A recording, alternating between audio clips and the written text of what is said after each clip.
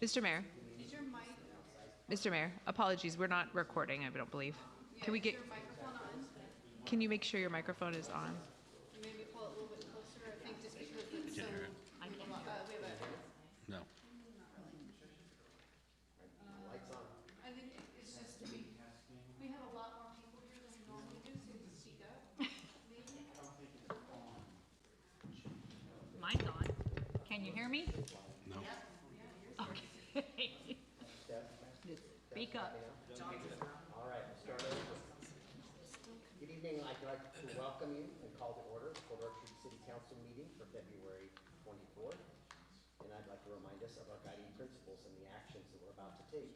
Are we raising the bar in all of our actions? Are we honoring the past but not living in the past? Are we building positive connections with our community and outside partners? And is the decision-making process building a diverse, equitable, and inclusive community? Please stand and join me in the pledge of allegiance. Mine's not working.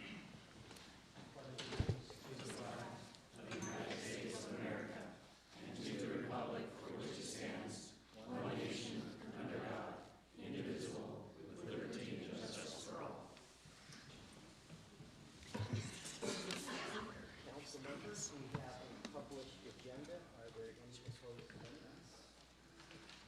Motion to approve. This would be a moment in time. I would like to move, agenda and Consent ING, is that what you're referring to?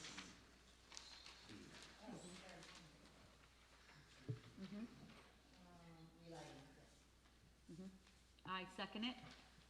Okay, so you're removing consent item C and making it business item H.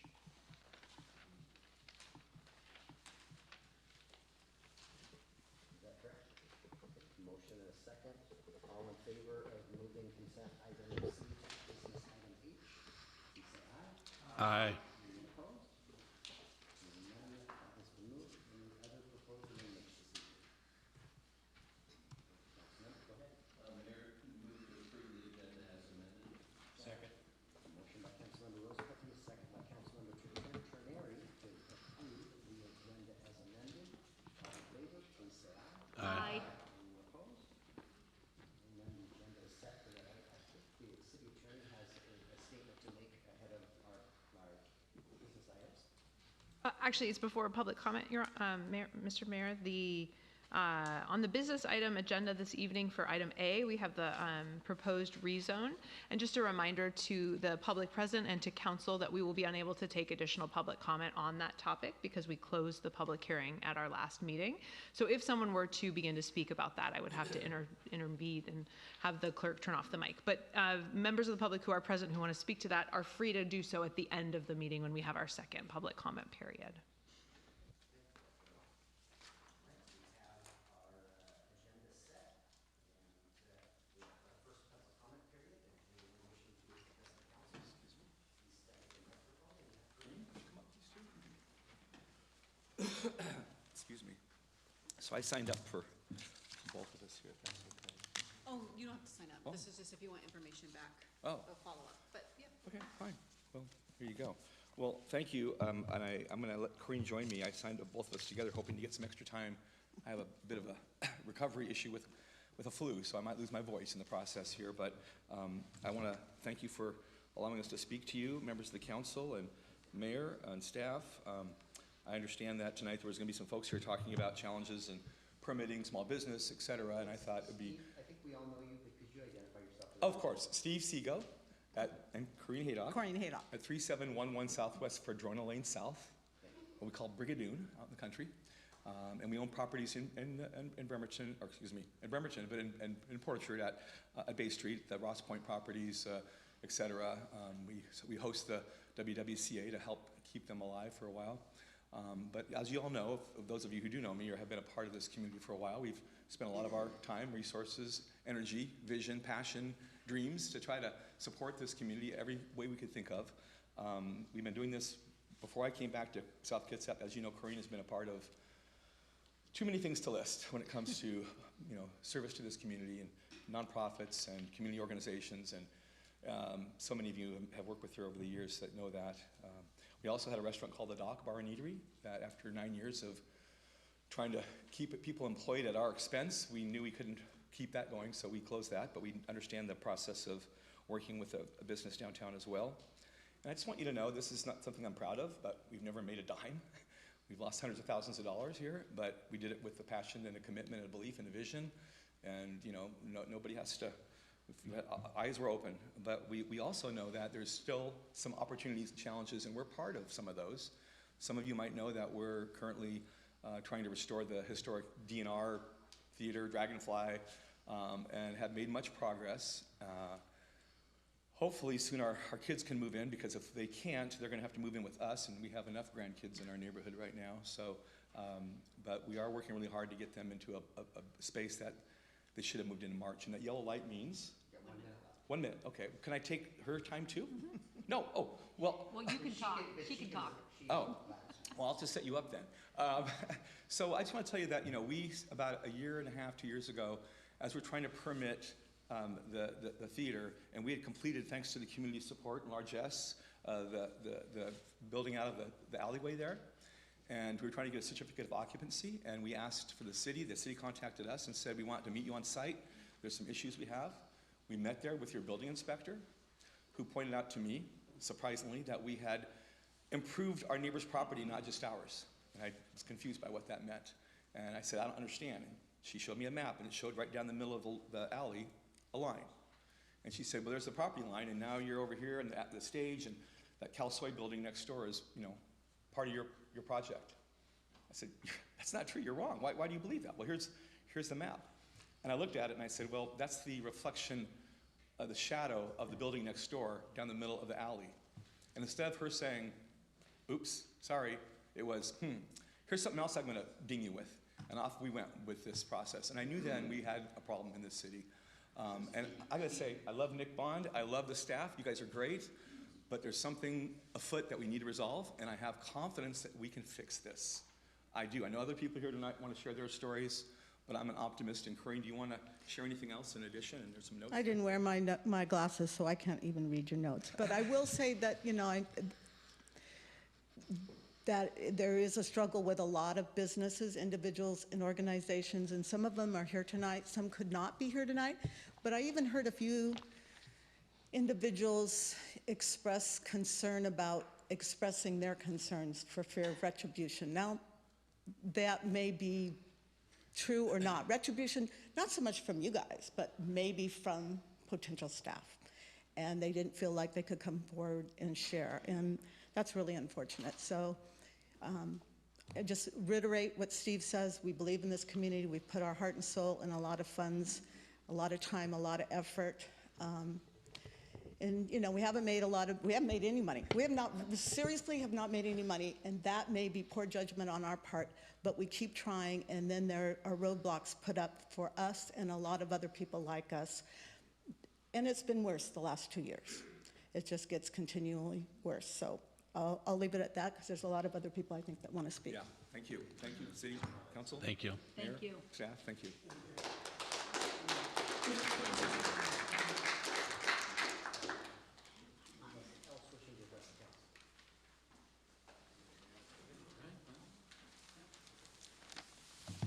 Steve's nicer than I am. My name is Ray Klein, and I'm here tonight to highlight a great injustice taking place right here in Port Orchard.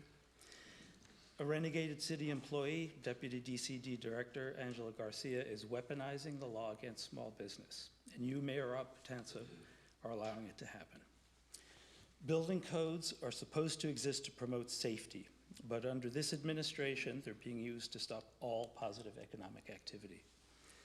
Angela and her team receive ever-growing salaries, benefits, paid time off to perpetrate this injustice against us. We believe the goal is to grow bureaucracy, hiring employees to perform tasks that common sense dictates do not need to be performed. With the law weaponized and over-applied, the DCD has created an artificial workload. The side effect is the decimation of lives, the destruction of investments in this community, and the punishment of innocence. We have many stories tonight about the victims of DCD, But what you won't hear are the stories of the businesses that simply gave up, the ones that quit early, the ones that went out of business silently. You won't hear from the people currently fighting the city because they're terrified of retribution. I'm afraid too. Will I suffer from speaking tonight? I'll let you know. Regardless, we can't cower from bullies.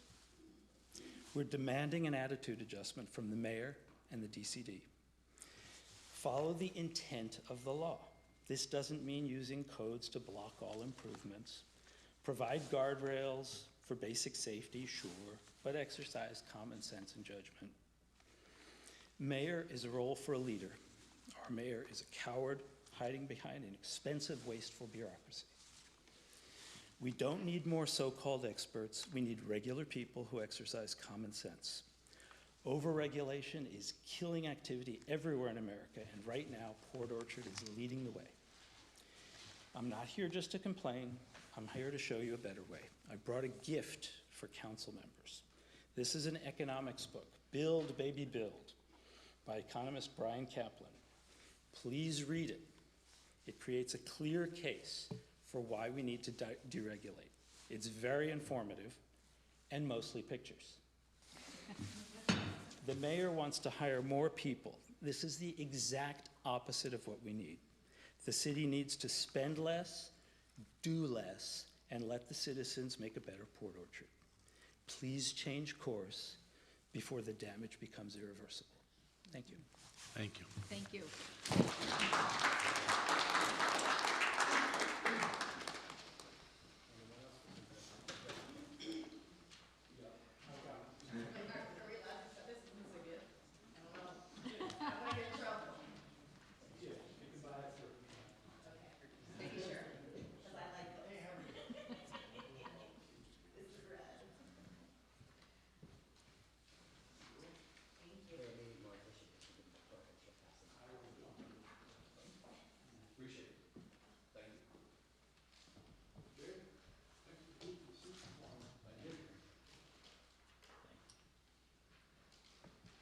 you. I have one name. Thanks, man. Thank you. How are you? Thank you.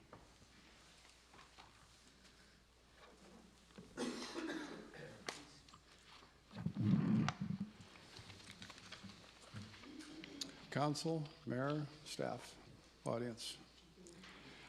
From disaster to nightmare. My story of building a home in Port Orchard. I know who you are. Could you identify yourself for the record? Clancy Donlin, former council member. On August 2nd, 2022, my home was destroyed by fire at 205 Taylor Street, and I lost everything. City representatives quickly arrived, posting no trespassing signs and taping off the area. Angela Garcia, a city official, assured me I'd receive preferential treatment for rebuilding permits if I informed the DCD that my loss was due to disaster, and that gave me hope. After 9 exhausting months, I finally received a permit and construction began January 2nd, 2025. For 8 months, progress was steady and smooth. Can I have the first one up? That one, yes. That one? Yes. Okay, good. Then on September 2nd, I noticed Angela Garcia and 2 others carrying a stop work sign marching solemnly in front of my project. They said a complaint had been filed about tree removal and demanded all work cease. I explained we'd only cleared saplings with permission from her supervisor, Nick Bond. She insisted I needed a special permit and dismissed my explanation, ending the conversation abruptly. If only she had contacted me first. From that moment forward, the city's approach shifted. Inspections became frequent and increasingly scrutinized. Progress stalled, and the atmosphere felt charged with hostility and suspicion. Each new inspection brought costly issues and lengthy delays. It was hard not to feel targeted, as if the city's actions were less about regulation and more about retaliation for our earlier disagreement. Could I have the next one up, please? The biggest setback came when the city suddenly required my home to be pinned into the property. a $125,000 11th hour decision. Who can afford that? Can any of you write a check like that and think nothing of it? I can't. An expense that should have been addressed much earlier in the permitting or construction. Instead, by waiting so long, options were limited and the cost soared. Altogether, the city has added nearly $250,000 to my construction costs, with work suspended for 7 months and still loan interest piled up nearly $50,000. My fiance and I have been separated by distance, unable to live together until the home is finished. The ongoing delays forced me to postpone major surgery, and the stress took a toll on my health, even sending me to the ER with dangerously high blood pressure at 200. In summary, the city's actions have affected my finance, my personal life, and my health. This is bureaucratic bullying at its finest, and I fear further retaliation for speaking out. We urge the DCD to discover customer service and put it front and center. Adopt customer service instead of customer indifference. We want leadership that is real and not created by hiring a mission statement consultant. I want to get my inspection scheduled right away and back to building. I'd like to know why that can't happen immediately. Thank you. Thank you.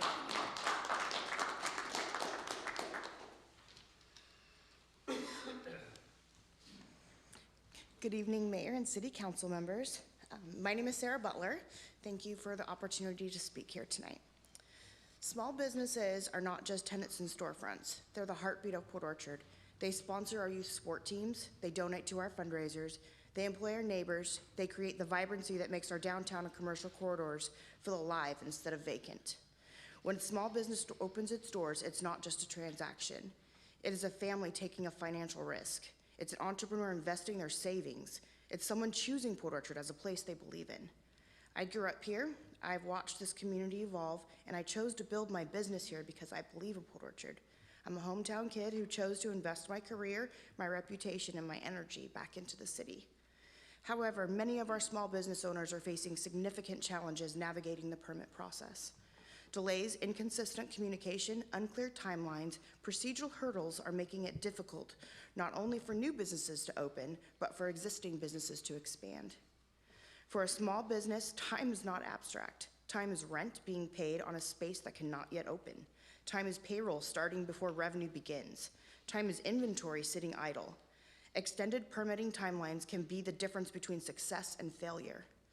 I see this firsthand in my role as a commercial real estate broker. My job is to fill those vacant spaces and bring new energy into our community. I work with entrepreneurs who are excited to come here. They see potential. They want to invest. But when they hear stories of lengthy or unpredictable permitting experiences, they hesitate. Some choose neighboring jurisdictions where processes are clear and timelines are more reliable. This impacts not only my business, but our entire community. Empty storefronts affect property values. They affect tax revenue. They affect public perception. When business struggle to expand or open, we all feel the ripple effects. Port Orchard has an incredible potential. We have passionate business owners, supportive residents, and a growing population. What we need is a permitting process that reflects the same spirit of partnership and progress. Predictability, transparency, accountability within the system would go a long way towards supporting the entrepreneurs who want to build here. I'm not here to simply point out problems. I'm here because I care deeply about this town and its future. I want to continue bringing new businesses into our community. I want to help our existing businesses grow, but we must make it easier for them to succeed. When small businesses thrive, Port Orchard thrives. Thank you for your time and your commitment to our city. Thank you.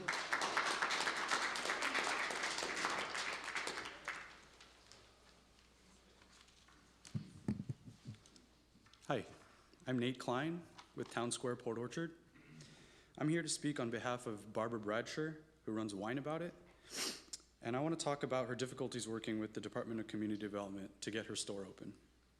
In July, before she even signed her lease, she called DCD to make sure she did everything right. She explained exactly what her business was and asked what she needed to do to get open. The first thing they told her was that cooking wasn't allowed in her suite. That's fine. She wasn't planning to cook anyway. But then they told her she needed a grease trap.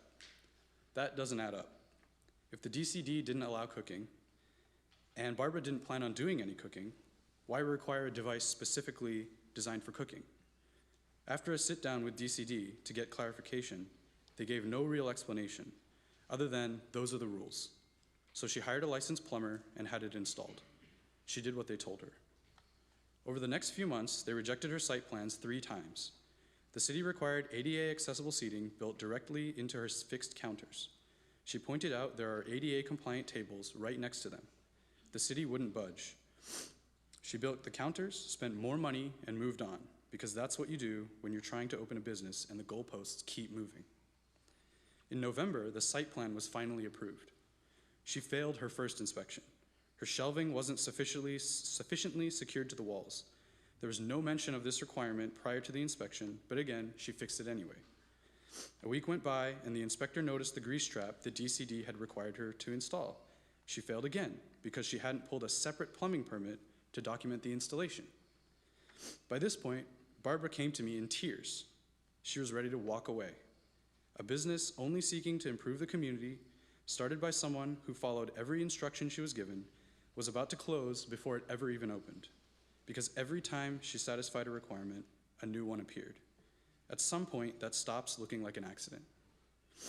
She finally got to open at the end of November, 4 months after her initial consultation. I want to fill Town Square with good businesses. I want to help the city grow, but it's a hard sell when this is what they're walking into. Barbara did everything right. The people who show up to open a business here aren't adversaries. They're the tax base. They're the employers. Port Orchard deserves a Department of Community Development that actually develops the community. I urge this council to take a direct look at DCD's culture, internal processes, its communication standards, and its accountability to the people it's supposed to serve. Thank you. Thank you. Thank you. Hi, my name is Mike Anderson, and I'm Clancy Donlan's builder. Just wanted to say a couple of things out of the experience that I've had with the city of Port Orchard versus many other counties and cities that I've built in for the last 30 years. Our first 5 inspections were actually very smooth.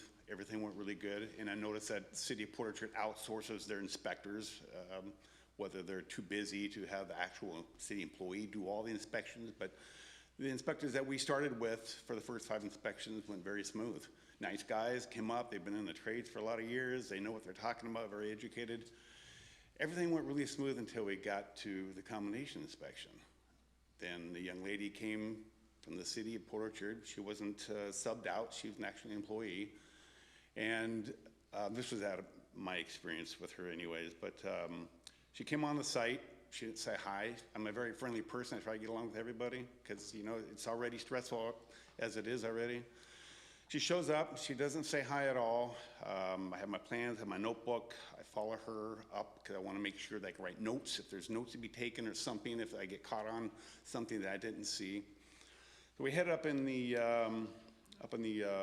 observation room up above where she started. She sat down in the middle of the floor, and there again, she hasn't said 2 words to me. And so she starts writing. I'm going, I'm sorry, excuse me. I said, what are you writing? Are you writing corrections? She goes, yeah. And I go, well, can we talk about these corrections? I mean, all the other community, you know, the counties and the cities I've ever worked for, we talk about them. You can still write them up, but I want to talk about them to get clarity on what you're actually asking for me.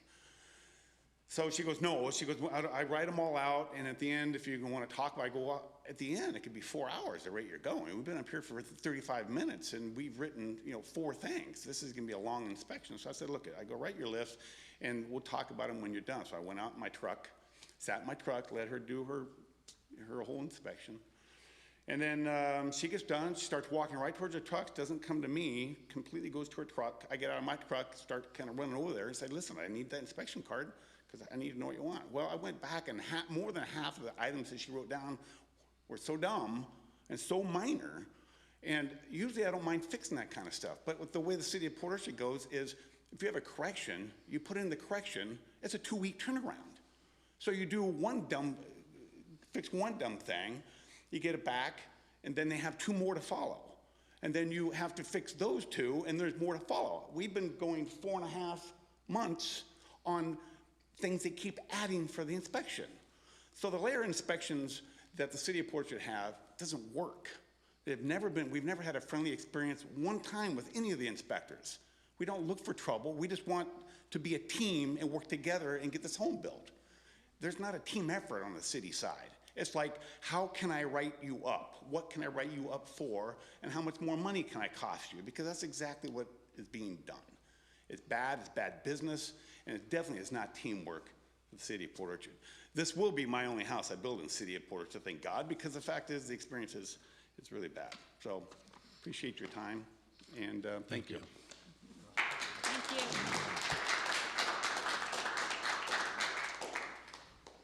Hi, thanks. My name is Dave Montour. I don't own a business here in Port Orchard, but I do in Silverdale. I'm a Kitsap County resident, so I don't really have any skin in the game here in Port Orchard, but I just want to remind you, politics is local. I'm that employer. I'm that guy who's been through this process in different jurisdictions many times. I know what it feels like. I know what it feels like to pay rent on a dead room where you're sitting there and you walk in and it's cold and there's no heat in the building and you're waiting and waiting on permits. It is so discouraging. You know, the comments I hear tonight, I'd love to have a business in Port Orchard. You know, I consider it my hometown even though I live in Southworth. But boy, it certainly gives you pause, you know, when you hear these horror stories about going through this process. And I'll just remind you, you know, politics is local. You know, the heavy-handed government, my main beef is down in Olympia right now. But I even heard it this morning at my club meeting with Rotary from the Kitsap County auditor. And just the comments coming, you know, from the bureaucrats. Boy, you know, it certainly gives you pause as a small business owner. Is anybody on our side out here? You know, what are we going to do? These past 5 years have been quite a challenge in the small business community. I've seen so many people close and go away. I don't want to see that happen in my business. Goodness knows, I should have thrown in the towel a long time ago. You know, Steve, I empathize with not making any money because I know that feeling. It's tough out there, guys. We feel it.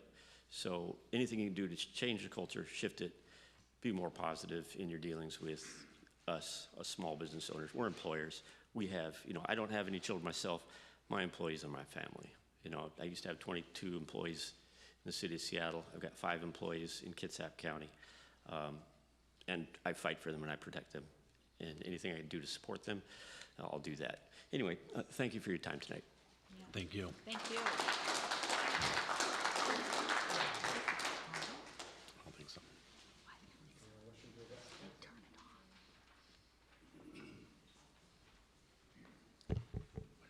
Hi, I'm Christy McGee, and I'm a small business owner here in Port Orchard. I'm going to be very clear. What's being described by local business owners is not exaggerated. We've personally experienced it ourselves as well. We have dealt firsthand with a lack of transparency, poor communication, and a process that feels inconsistent and at times adversarial. We have been left without answers, given conflicting direction, and ultimately treated as expendable, almost as collateral damage rather than families, employing families, and people that are trying to invest in their community. This is not how it should work. The issue is not safety, the issue is not code compliance, the issue is not how authority is being exercised and how this process is being managed. We've personally experienced situations where technical direction from the city conflicted with established standards, only to have another department confirm our original approach was correct. That kind of internal inconsistency causes delays, drives up costs, and puts real pressure on projects that are already operating on tight margins. And beyond the process itself, there's a broader concern in this business community. People feel that pushing back or asking questions can come with consequences. Whether acknowledged or not, that perception is real, and it's causing people to stay quiet instead of speaking up. That should concern every one of you. City government is not above the people, it works for the people, and for the businesses trying to build something here, create jobs, and invest in this community. Right now, that relationship feels broken. This is not an isolated issue, it's a pattern, and it points to a leadership problem that needs to be addressed. I'm asking this council to take a hard look at what is actually happening in practice, not just what policies say on paper, and to restore a system that's transparent, consistent, accountable, and manageable. Port Orchard should be a place where people can succeed, not a place where they feel pushed aside while trying to do everything right. Thank you. Thank you. Thank you.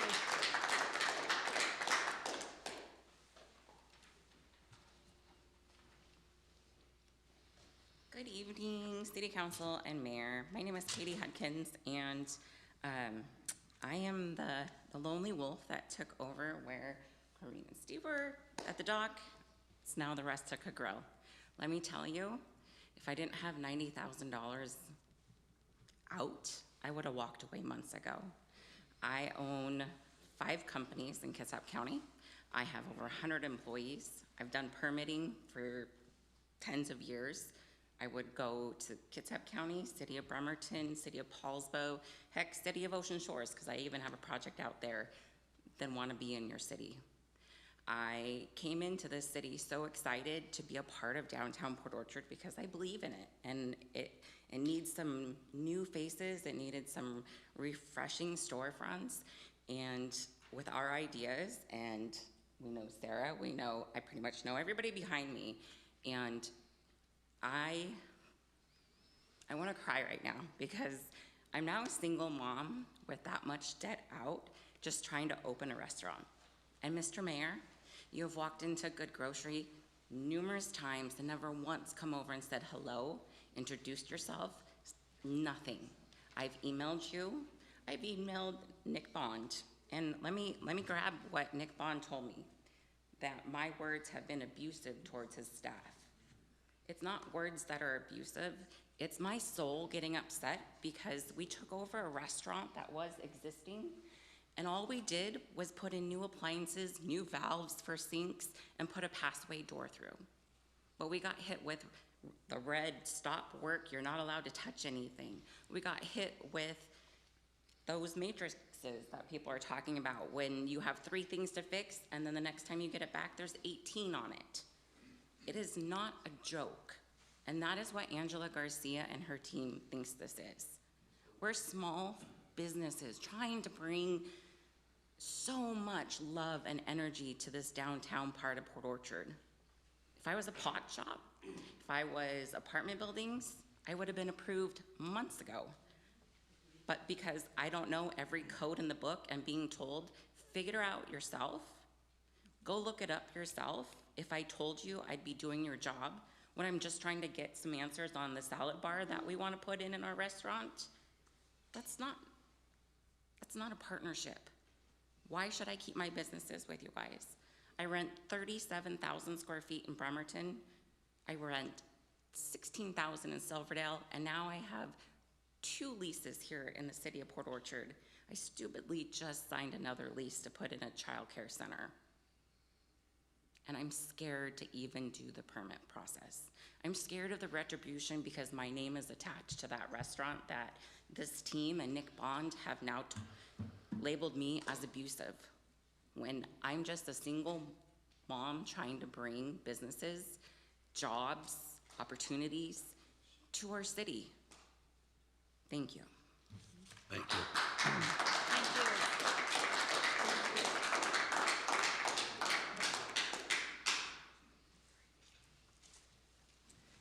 Hi, I had a speech, but my phone is dead, so we're just gonna wing it. My name is Jamie Williams. I am born and raised Port Orchard, Washington for 50 years. My family is deeply rooted here. We go back as far as my grandpa loaned Chuck Hazelwood the money to start his first used car lot. I want to start a business here one day, and with whatever's going on with the permitting is disgusting. Your system is broken and needs to be fixed.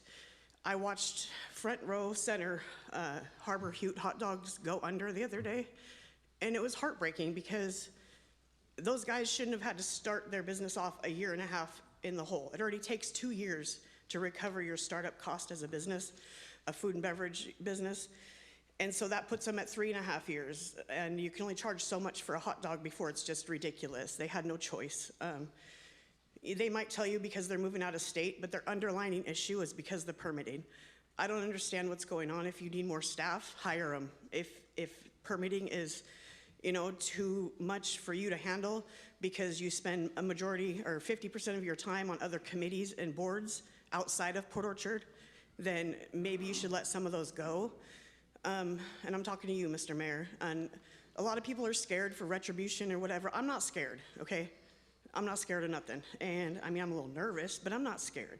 And so I think, your system's broken, it needs to be fixed. Something needs to change because this is ridiculous. I hear it from dozens of small business owners here in this Port Orchard, and it's not one or two, it's a lot, and it's all the same story over and over again. So, respectfully, step up or step aside because you're not doing your job. Thank you. Thank you.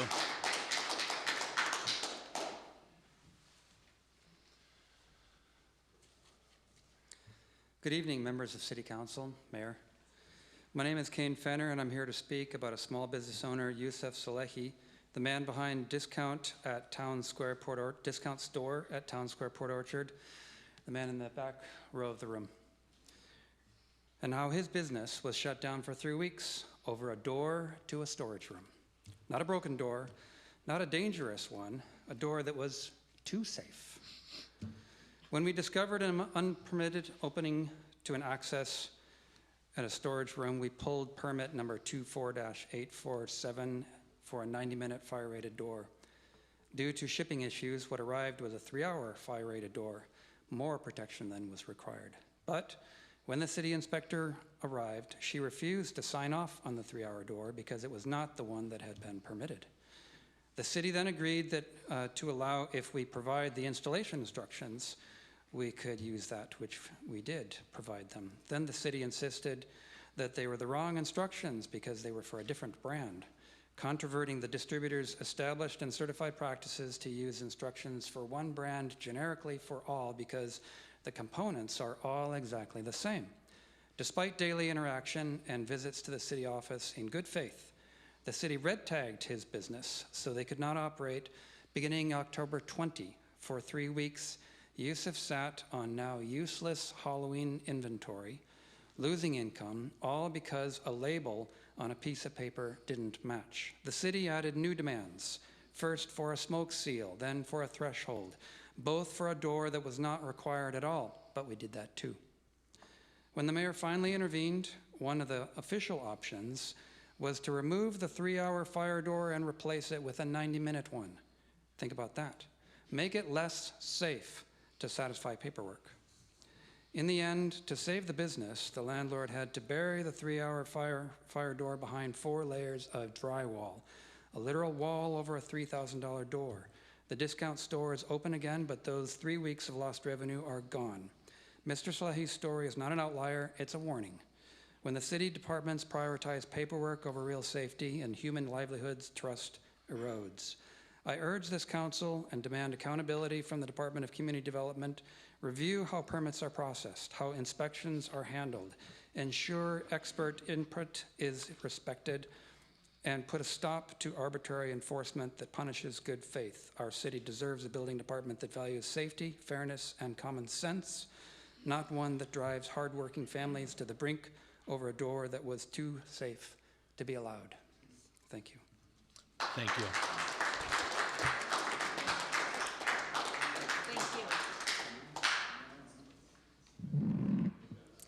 This is a postscript update to the story you just heard about the fire door. The door is still not permitted. Just yesterday, the city responded after nearly 3 months of silence with a requirement for documentation for a completely different brand of door from the one was installed.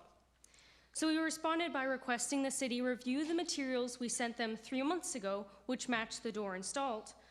One can only speculate it will take the city another 3 months to respond with a requirement for something else. This should not be. Remember, this is not a broken door, not a dangerous one. This is a door that is too safe. And for that, the city finds reason to delay and obstruct. Thanks for listening. Thank you. Thank you.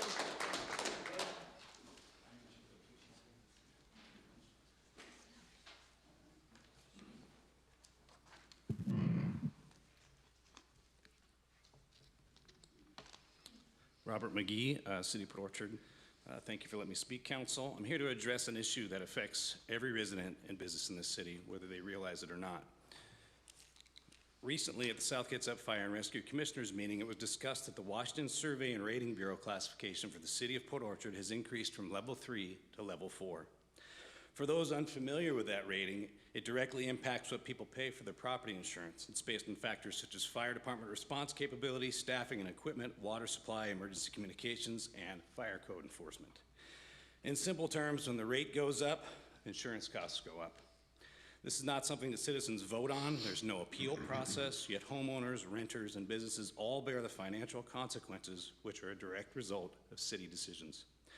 This did not happen in a vacuum, nor was it caused by any reduction in service from South Kitsap Fire and Rescue. In fact, with continued community support, their service levels have increased and gotten better. In 2022, the city made the decision to cancel its contract with South Kitsap Fire and Rescue for fire marshal jurisdictional services. That decision moved the city away from established fire safety jurisdictional standards. The former fire marshal the city abandoned warned the city about these negative impacts and raised concerns at the time. And today, we're seeing the negative result. Not every member of this council was part of that decision. However, Mr. Patonsu, council members Diener and Rosapepe were, and that matters because policy decisions carry long-term consequences. And newer members of this council are now responsible for addressing those consequences, and that matters too. What's especially frustrating is the community consistently supports and funds fire district needs, expecting that investment to maintain or improve outcomes. As it's working outside of city limits, the WSRB rating has remained stable, while those in city limits are now facing higher insurance costs tied to poor policy decisions. Though it's a tough pill to swallow while continuing to be asked to support the district for fire financially. I'll leave you with this. At a time when families and businesses are already dealing with rising costs, taxes, and fees, every additional increase matters. This is real money. These impacts may not show up on a city bill, but they hit just as hard, if not harder, because they're hidden. Here's the reality. When policy decisions raise costs on residents without a vote or visibility, that's a hidden and deceptive tax on the people you represent. This issue needs to be acknowledged, it needs to be addressed, and it needs to be corrected. The city cannot ignore the financial impacts this places on its residents and businesses. Accountability matters, not just for past decisions, but for how this council responds right now. I urge you to take this seriously and find a solution that restores alignment with South Kitsap Fire and Rescue and restore public trust. Thank you. Thank you. Thank you.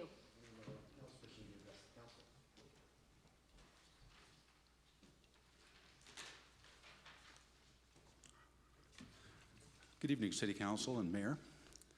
I'm Gary Anderson. I have a business here in Port Orchard and own property in Port Orchard, live in South Kitsap. I had some prepared comments, but the tension in the room and the capacity in the room demonstrates that there's a big problem in the city of Port Orchard. I've been doing this a long time in commercial real estate, and I've probably heard more negative comments about the permitting process in the city in the last year and a half than I ever did before. And I've been doing this for 35 years. There was a time when, back when Lowe's wanted to come into Port Orchard, and the city council at the time, because they had a desire for it to occur, it happened very quickly, extremely quickly, because they wanted it to happen. And I think that's just an attitude change about what the city wants or what it doesn't want. So with the complaints that I'm listening to, it sounds like the city does not want business here. I don't know why these fine folks who've come here this evening and stand up here and address you calmly and with respect aren't screaming into the microphone. They should be able to do that because some of the things they've had to deal with are just so unfair, and to them it affects their livelihood in many cases. And I just don't think that's the way the city wants to be. I think it's become that way for maybe just one reason, and it needs to be dealt with right away. Thank you. Thank you.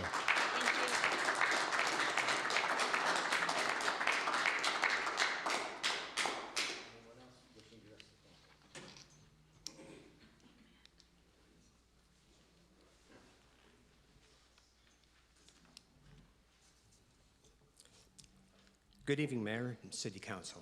My name is Brian Lyman, and I live in Manchester. I'm a professionally licensed architect and have been practicing in Port Orchard area for 36 years. I've become accustomed to professional relationships with our building departments and shared goals of protecting public health, safety, and general welfare. The building codes share an equal recognition of the building official and the design professional, and it's always in our best interests to work collaboratively.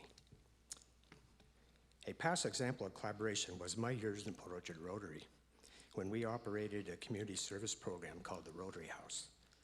Rotary would purchase land, and high school students would design and build houses. This was sustained for over 15 cycles. Could we operate such a program today? I cringe at the thought of operating such a community service project under the current culture of the City of Port Orchard's building department. I'm willing to testify that such a Rotary House program today would quickly wither and die under the city's death by 1,000 cuts, or because I said so culture. I've attempted to obtain building permits for the past 2 years, and I have yet to receive one. I've applied for 3.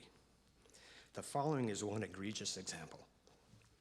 An existing funeral home exists here, 34 years at its current location. This funeral home uses a covered side patio for funeral processions, from the chapel to a funeral coach, and then on to the gravesite proceedings. This building was designed, permitted, constructed, and occupied in this fashion for the past 3 decades. The business owner recognizes that this covered patio at times is impacted by cold winter winds. They thought, wouldn't it be nice if we added some wind screening windows at the perimeter of this covered patio to reduce the effects of winter weather on the funeral procession? The city determined the funeral procession through this covered patio is illegal. They are not. They advised that code enforcement will be paying a visit to the building owners to cease and desist using the funeral coach patio in this way. They better not. They declared that this area is a parking garage. Me and my subject matter experts responded with lengthy and detailed demonstration of a funeral procession at this site and declared that occupancy of this patio is not a parking garage. In response, the city doubled down. The "because I said so" and death by 1,000 cuts culture now in full swing. They continued to declare this patio as a change in use, that a full building fire protection sprinkler system would have to be installed, that a fire alarm system, radiant patio heaters would require full upgrades as a heated space, parking garage mechanical ventilation systems added, fire separation walls added. 300 additional people will require new bathrooms. Nonsense. The funeral home desires to add some wind screening to this funeral procession. The patio project is dead. Mr. Mayor, my closing sentence. The time is now, Mr. Mayor, change the culture of your building department. Thank you. Thank you.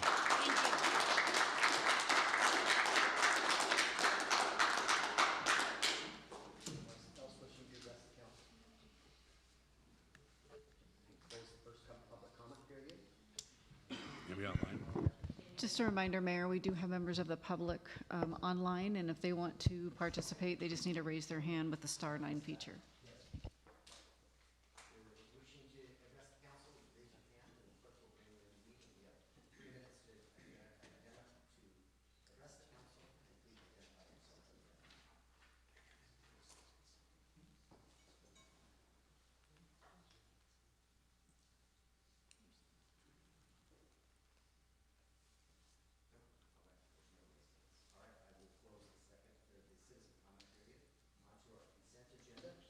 We have items A, B, D, and E are still on the consent agenda. Is there a motion to approve the consent agenda? Mr. Mayor, I motion to accept the consent agenda as amended. Second. Motion by Councilmember Morrison, second by Councilmember Rosa, to approve the consent agenda as amended. Is that what I heard? All right. All in favor of approving the consent agenda, please say aye. Aye. Anyone opposed? Hearing none, the consent agenda has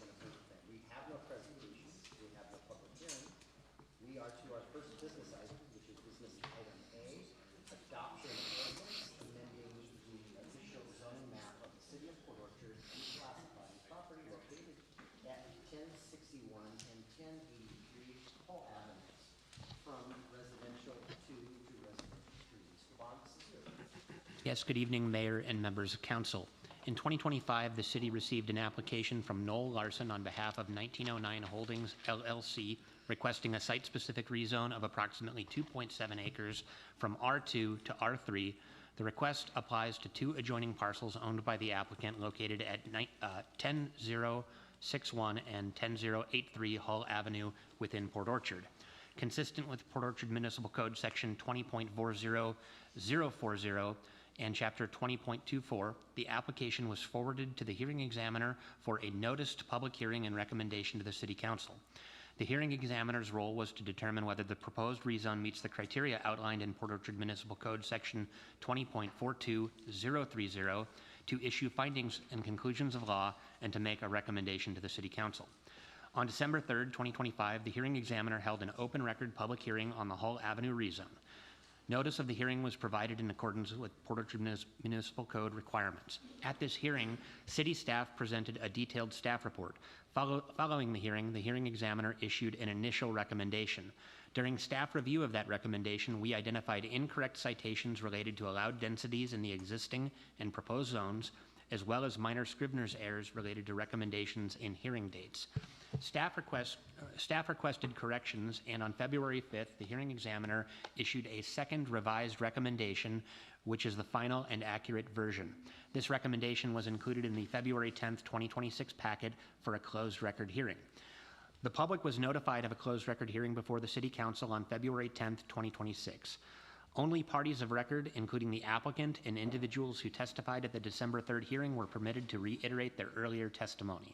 After holding a closed record hearing, considering all testimony and deliberating, the City Council voted 5-2 to accept the hearing examiner's recommendation and to direct staff to prepare an ordinance amending the city's zoning map to rezone the parcels at 1061 and 1083 Hull Avenue from R2 to R3.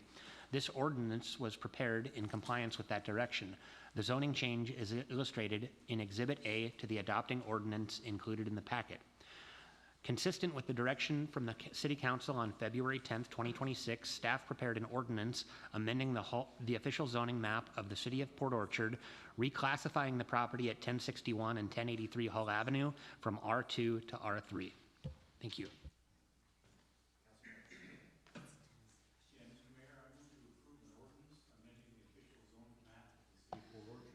Reclassifying the property located at 1061 and 1083 Hull Avenue from residential 2 to residential 3. Second. Motion by Councilmember Schneider, second by Councilmember Jimmy. Questions of staff? Yeah, I got a question. When we found out about this, we couldn't talk to anybody for like a month, and then we deliberated, Mr. Bond, for 12 minutes.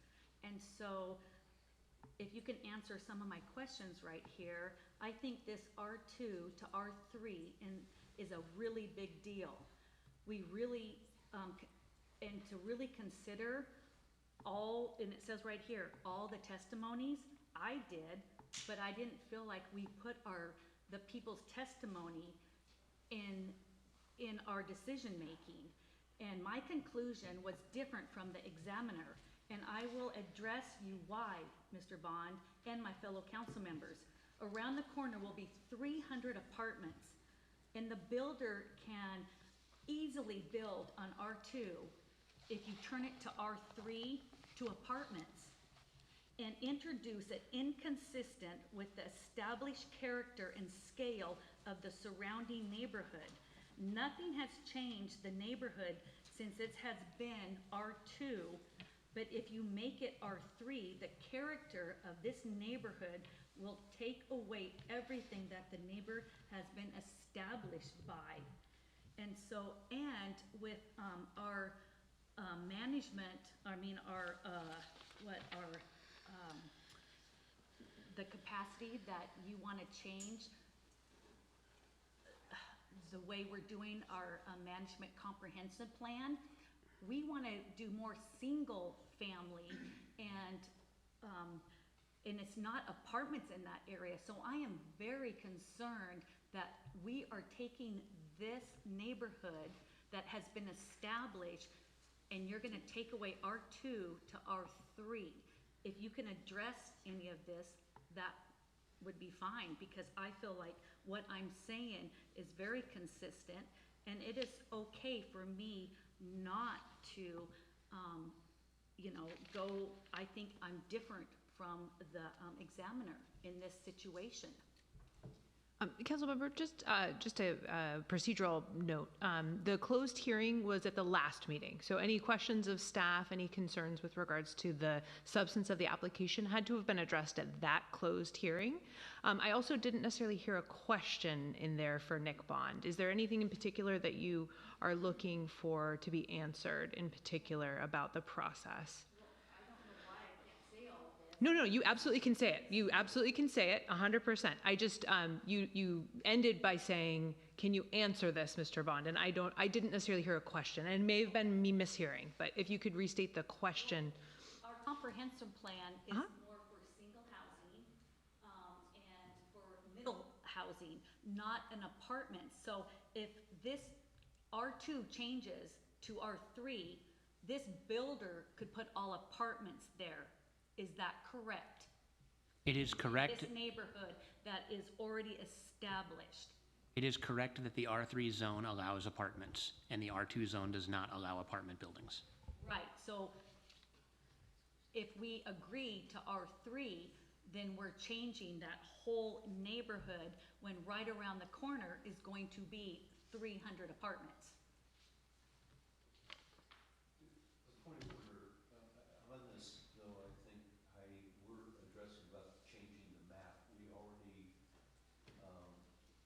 Changing the zone. No, we already changed the zone. I agree with Councilmember Rosenpicky's point of order that this is about changing the map. The decision on the zoning happened at the last council meeting. Oh, when I was talking to Jennifer, she said we're gonna have this discussion again. So you authorized staff to proceed with drafting an ordinance that approved, and the council said we approve and confirm the hearing examiner's findings. And so we prepared that ordinance, and so that you can vote as a body whether that ordinance matches the intent. You are free to vote however you want on the ordinance, but tonight is the ordinance which changes the map in front of you. So the hearing on the substance of the zoning change was at the last council meeting. Okay, so the zoning and the map, it still changes, so it's already R3 no matter what? No, the ordinance will make the actual change to the map. Okay, yes. So So everything you've said is valid. You're allowed to say that this evening. It's as far as interacting with staff or getting new information from staff. That's the piece where I just wanted to make clear that that was at the hearing at the last meeting. No, I'm not trying to get new Okay. information. I'm just stating the facts of what R2, this zoning map is going to change to R3. And is that really what we want to do in this neighborhood? We voted yes. Okay. So we'll be voting on, Councilman Deborah, go ahead.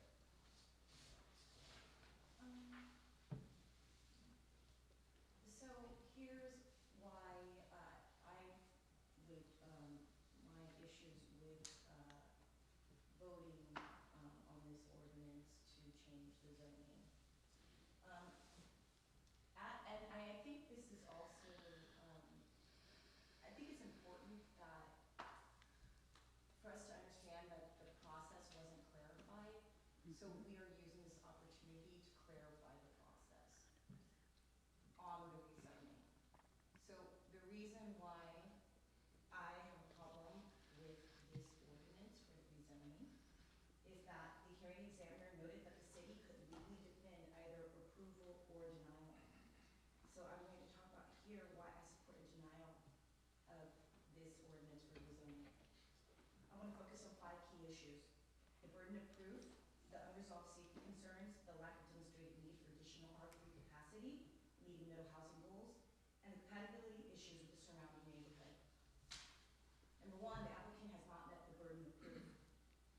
There is no presumption in favor of rezone, and the applicant bears the burden of proof. Yet the hearing examiner acknowledges the standard. were deferred to future project review. This is not what the code requires. A rezoning is a legislative decision, and once R3 is granted, the intensity of use is established. You cannot later revisit whether R3 was appropriate when reviewing the building permit. The applicant must demonstrate now that this upzone serves public safety, not that the safety issue might be addressed later, and they did not do that. Number two, public safety concerns were deferred, not resolved. The record shows that Whole Avenue lacks continuous sidewalks. There are no blind corners. Local intersections are exempt from concurrency. Impacts to transportation described as significant, even if technically within concurrency thresholds. Yet the examiner concluded that these issues could be addressed in subsequent permitting. Respectfully, that shifts the burden away from the applicant. The standard is not whether future mitigation might be possible. The standard is whether the applicant has demonstrated that the zone itself supports public safety. The burden was not met. There is no demonstrated need for additional R3 zoning. The examiner found the city had adequate R3 zoning capacity elsewhere. At the same time, the city's comprehensive plan examines increasing middle housing. R2 already allows middle housing, including townhomes, duplexes, and other attached forms. What R3 adds here is unrestricted density apartments. So the city already has sufficient R3 capacity, and there is no demonstrated change in conditions required of this upzone. And if the policy goal is incremental middle housing with low density neighborhoods, retaining R2 accomplishes this goal. Upzoning to R3 is not necessary to achieve housing diversity. Number four, existing apartments nearby are not a justification for further upzoning. The examiner cites the nearby Forest Farm apartment development as precedent, but that project shows that this area is already absorbing significant apartment growth. Rather than creating a trend that justifies further expansion of R3, it demonstrates that high-density housing is already being added in this vicinity. True housing diversity means a mix. R1 single family, R2 middle housing, limited R3 nodes. Expanding R3 further erodes that balance rather than enhances it. And last, point 5, R2 townhomes are more compatible with the surrounding area. The surrounding area is predominantly R2 and single family development. R2 allows townhomes and middle housing that transition gradually from single family homes. R3 permits apartment buildings with no applicant could still develop substantial housing under R2, including the proposed townhomes, while maintaining compatibility and gradual transition. The comprehensive plan requires balanced growth with neighborhood character. Retaining R2 does both. And for these reasons stated, I don't support this rezoning ordinance.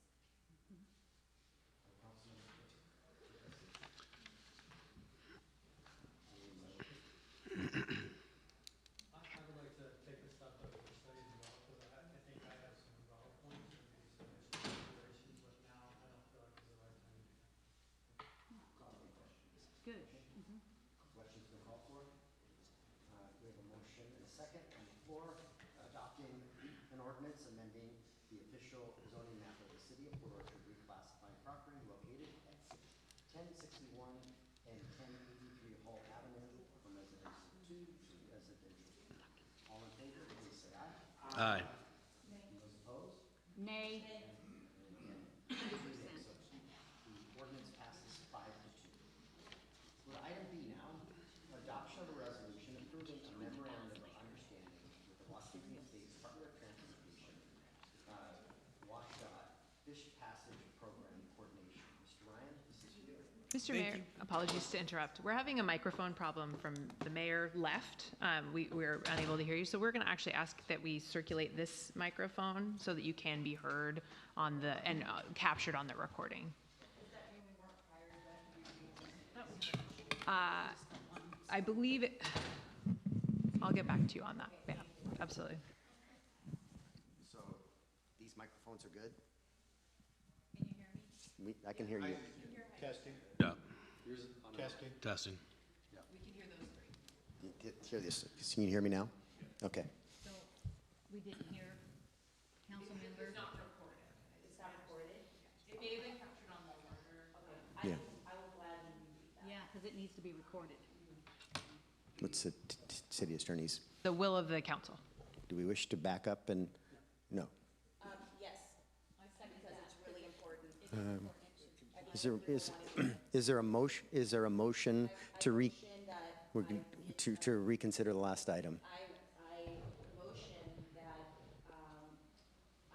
council member Dedman be allowed to reread my speech, being that there was a technical difficulty in the last, business item. I second that. So motion and a second to basically redo the last business item. All in favor of doing that, please say aye. I'll get aye. Can you say a raise of hands? 3, 4, okay. So we're gonna go back to that last business item. And Can you pass the microphone to her? So she, after I read the So item sorry. back into the Thank record. you. So we are dealing with the adoption of an ordinance amending the official zoning map, the city of Port Orchard reclassifying property located at 1061 and 1083 Holland Avenue from residential 2 to residential 3. And I can't believe Council Member Fenton, did you have a statement you wanted to read first? Or Hers was recorded. hers was captured. hers was captured, Yeah. Councilman Yeah. Dedman, okay? No, it's just the restatement. Hi, It's just not to an make it action. clear, I am rereading a speech I previously read. We are not trying. Oh, yes. Before you read your statement. Sorry, so are we redoing the vote or merely the statement? No, this is not a reconsideration. This is merely the rereading of the statement. Thank you. Yes. Well, I'll point of order because that wasn't the motion that was made. Well, I misstated, that was not what she. Correct. The mayor misstated the motion. Her motion was merely to Okay. re-speak. Then that's Yeah. fair, that's fair. And a point of order, before you read yours, council member, Scott, sorry, said you wanted to table this and put it at a work study, or no, you didn't? Okay. Okay, so yeah, that's why I wanted to just clarify that we are not handling the entire motion. You can look at that before. This is me restating something because we were having technical issues and my speech was not allowed to be recorded. Therefore, I wanted this recorded. So to restate this, I am talking about why I do not support the ordinance for the change in the map regarding the rezone. The hearing examiner noted that the city could legally defend either approval or denial. Here is why I support a denial of the rezoning ordinance. I want to focus on 5 key issues: the burden of proof, the unresolved safety concerns, the lack of demonstrated need for additional R3 capacity, meeting middle housing goals, and the compatibility issues with the surrounding neighborhood. Number 1, the applicant has not met the burden of proof. There is no presumption in favor of a rezone. The applicant bears the burden of proof, and the rezone must bear a substantial relationship to public health, safety, and welfare. The hearing examiner acknowledges this standard. However, many of the concerns raised, particularly public safety concerns, were deferred to future project review. This is not what the code requires. A rezone is a legislative decision. Once R3 is granted, the intensity of use is established. You cannot later revisit whether R3 was appropriate when reviewing a building permit. The applicant must demonstrate now that this upzone serves public safety, not that safety issue might be addressed later. Number 2, public safety concerns were deferred, not resolved. The record shows Hull Avenue lacks continuous sidewalks. There are known blind corners. Local intersections are exempt from concurrency. Impacts to transportation were described as significant, even if technically within concurrency thresholds. Yet the examiner concluded that these issues could be addressed in subsequent permitting. Respectfully, that shifts the burden away from the applicant. The standard is not whether future mitigation might be possible. The standard is whether the applicant has demonstrated that the rezone itself supports public safety. That burden was not met. Number 3, there is no demonstrated need for additional R3 zoning. The examiner found that the city had adequate R3 zoning capacity elsewhere. At the same time, the city's comprehensive plan examines increased middle housing. R2 allows already allows middle housing, including townhomes, duplexes, and other attached forms. What R3 adds here is unrestricted density apartments.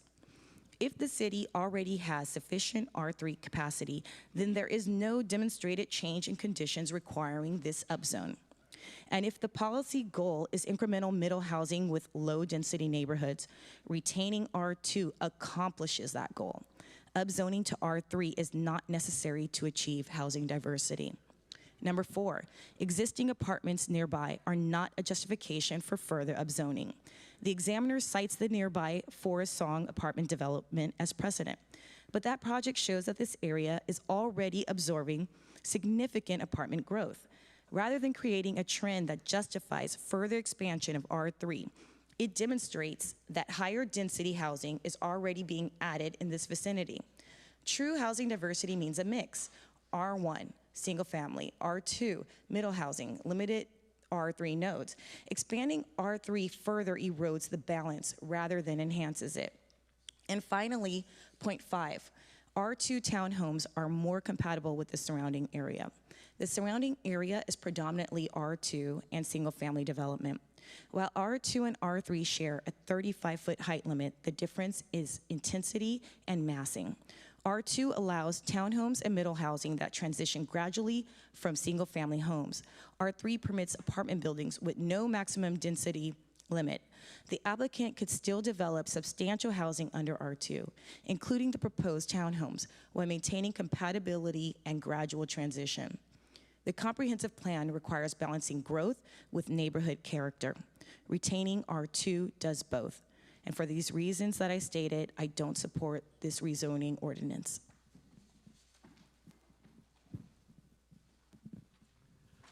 All right, we're back to item B now, which is an adoption of an ordinance approving a memorandum of understanding with the Washington State Department of Transportation for the WashDOT Fish Passage Program Coordination. Mr. Ryan, this is you. Thank you, Mr. Mayor. Good evening, Council. We previously discussed our water transmission main that is affected by the WashDOT statewide fish passage program to meet federal, which is a requirement to meet federal requirements to replace culverts that block salmon and steelhead migration. Several of these projects in Kitsap County fall within the city's utility service area, which means some city-owned utilities may need to be relocated to protecting during construction. To support coordination, WashDOT has proposed an MOU that outlines how the city and WashDOT will work together on these projects. Under the MOU, WashDOT will manage and fund the fish passage program, while the city will be responsible for the relocation costs of any utilities within the WashDOT right-of-way. Each project may also include separate utility construction agreements and define detailed scope and cost responsibilities. The MOU is non-financial, does not create a separate legal entity, and runs through 2032. It ensures timely project coordination and helps protect city infrastructure while meeting the state and federal requirements. This will be the first step. This is the cooperative purchasing. This gives us the ability to do cooperative purchasing. The state has gone out to bid, successfully awarded the contract to Kiewit Construction. We will be able to piggyback off that contract because the state has provided that they will meet all bidding thresholds required by the state of Washington. And so that agreement will come at a later date. Councilmember Warden? Yeah, Mr. Mayor, I move to adopt a resolution authorizing the mayor to execute a memorandum of understanding with the Washington State Department of Transportation for coordination on the WashDOT Fish Passage Program. Is there a second? Second. Okay. Motion by Councilmember Warden, a second by Councilmember Rosa Peppery. Questions for Mr. Ryan? This is really an example of when the power company or the gas company or the phone company has utilities in our right-of-way. When we do a project, they have to move them at their expense, and now we have utilities in WashDOT, the state of Washington's highway system that need to be moved, and those same rules apply to us. No, my only question, Dennis, is there's a lot more details to be worked out here. This just covers the utilities part of it. And I know that several members of the council have a lot of concerns about other impacts to the infrastructure. but those will be addressed in later documents then. Correct. The only thing at this date that's going to be impacting the city is the water transmission line. And they are working, they're working at their own risk right now with a design. They are at about 60%. We're meeting weekly with WashDOT and Kiewit just in preparation so we can get this project done before the summer high use times of our water infrastructure. Is the city in contract with Kiewit? I'm sorry? Is the city in contract with Kiewit? Not yet.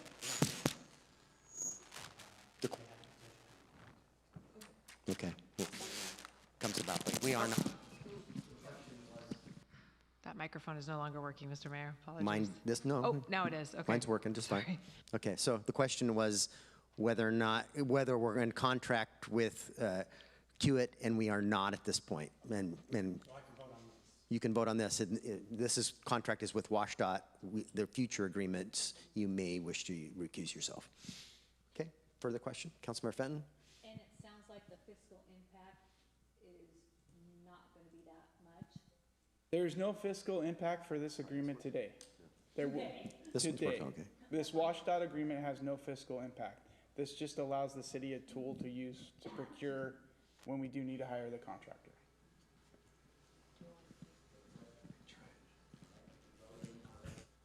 No, because it's kind of robs off. Oh, yep. Dissertation for WashDOT Fish Passage Program Coordination. All in favor, please say aye. Aye. Anyone opposed? And I apologize we're having microphone difficulties everywhere, so apologize for that. We're to item C now, adoption of a resolution fixing the date of a public hearing on the petition from Kitsap County to vacate city right-of-way for the City Council's regular meeting on March 24th. Ms. Wallace. Yes, good evening, Mayor, Council.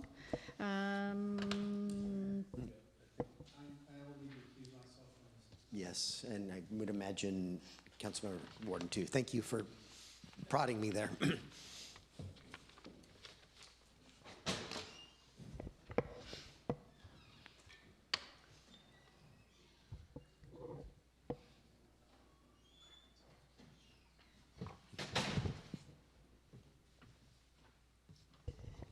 All right, good evening, Mayor, Council. So petitioners Kitsap County and Steve Tyner with KMT LLC, owners of the adjacent property, submitted petitions to vacate city right-of-way pursuant to Port Orchard Municipal Code, Chapter 12.08. There are 10 sections being requested to be vacated. They are as follows. So a portion of an alley off of Taylor Street near Sydney Avenue, which is identified as Section 2. I'll show the map here in just a few minutes after I read all 10 sections. That first section, which is labeled Section 2, is approximately 2,450 square feet. Second is most of Austin Avenue from Taylor Street to Smith Street, identified as Section 8, which is approximately 8,434 square feet. Item 3, most of an alley off of Austin Avenue from Taylor Street and Smith Street. Those are identified as Sections 6 and 7, with approximately 8,434 square feet. Item 4 is a portion of an alley off of Division Street near Sydney Avenue, labeled Section 3, approximately 3,054 square feet.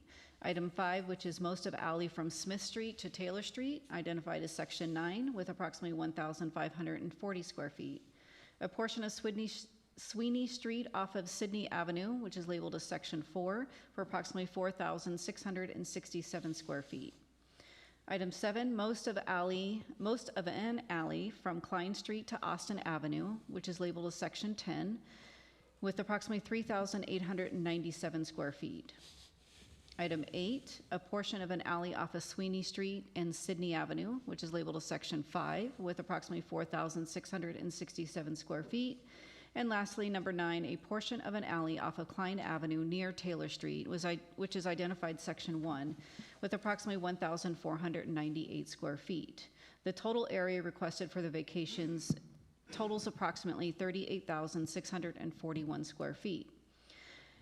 As a reminder, the clerk received a completed application conforming with the requirements of Port Orchard Municipal Code Chapter 12.08, including Section 12.08, .010. The Public Works Director and the Community Development Director supported the vacation as the city has no current or future needs or plans to open the city right away. Easements associated with the applicable city-owned utilities located with the areas requested for vacation would be provided as a component of the proposed vacation. Port Orchard Municipal Code 12.08.017 and Port Orchard Municipal Code 12.08.050 authorizes the city to obtain an appraisal of the area of the proposed vacation to assist the council in evaluating proposed adequate compensation for those proposed vacations. Compensation can include in lieu of transfer of real property, as well as other contributions of monetary value. Following an appraisal, Kitsap County provided a statement of proposed compensation for those areas to be vacated, including the payment of $30,000, the transfer of Veterans Park, which is 48 acres of real property located within the city, and dedicated public parking on the county's campus for special event parking, where an event is sponsored or promoted by the city. A copy of the Kitsap County's proposal to compensate the city is included in the packet for tonight's meeting and cannot be acted upon until after the public hearing and associated action by the city council, if any. Chapter 35.79 of the RCW requires that the city to adopt a resolution setting that date and time of a public hearing to hear and determine the petition to vacate the city's right-of-way. Based on the city council's regular meeting calendar, staff suggests holding the public hearing to vacate those proposed city right-of-ways and accept the associated compensation for March 24th, 2026 at 6:30 p.m., which is at least 20 days, but no longer than 60 days from the date of this resolution if adopted tonight, February 24th, 2026. Upon adoption of this resolution, staff will post proper notices of the date and time of the public hearing and provide notice to all adjacent property owners. With that, staff recommends that the council adopt a resolution setting the date and time of the public hearing on the petition to vacate a portion of alleys and streets as described in my staff report and presented to you this evening, and direct the proper posting of notices of this public hearing. The hearing will be held on Tuesday, March 24th, 2026 at the regular council meeting here held in the council chambers, 216 Prospect Street, starting at 6:30 p.m. Councilmember Fenton. I move to adopt a resolution setting a public hearing for March 24th, 2026 at 6:30 p.m. on a petition from Kitsap County to advocate a proportion of alleys and streets as described. Second. Motion by Councilmember Fenton, a second by Councilmember Rosapepe.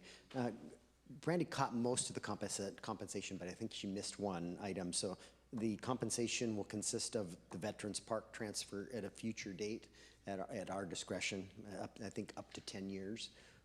And the after-hours use, and then also there was $30,000 in cash offered as part of that. And then the city attorney will bring that agreement with, or the authorization for me to sign that agreement once it's executed by Kitsap County, once we complete the street vacation. So, all right. Any questions on this?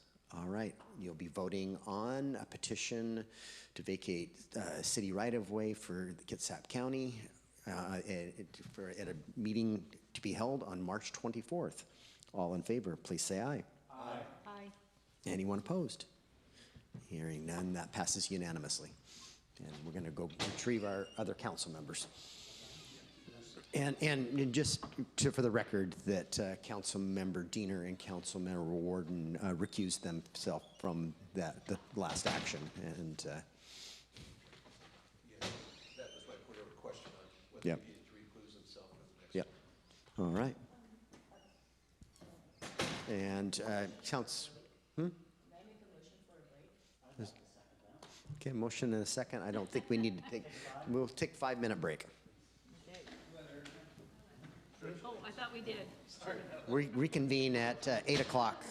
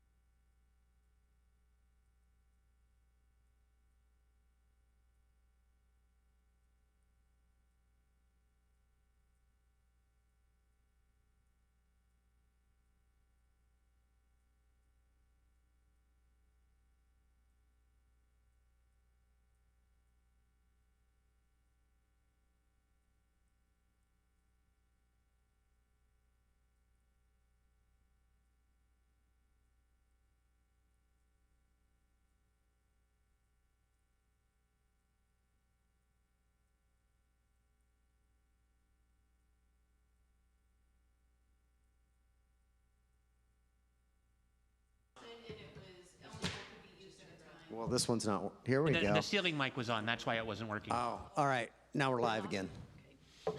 All right. No, this one quit working also.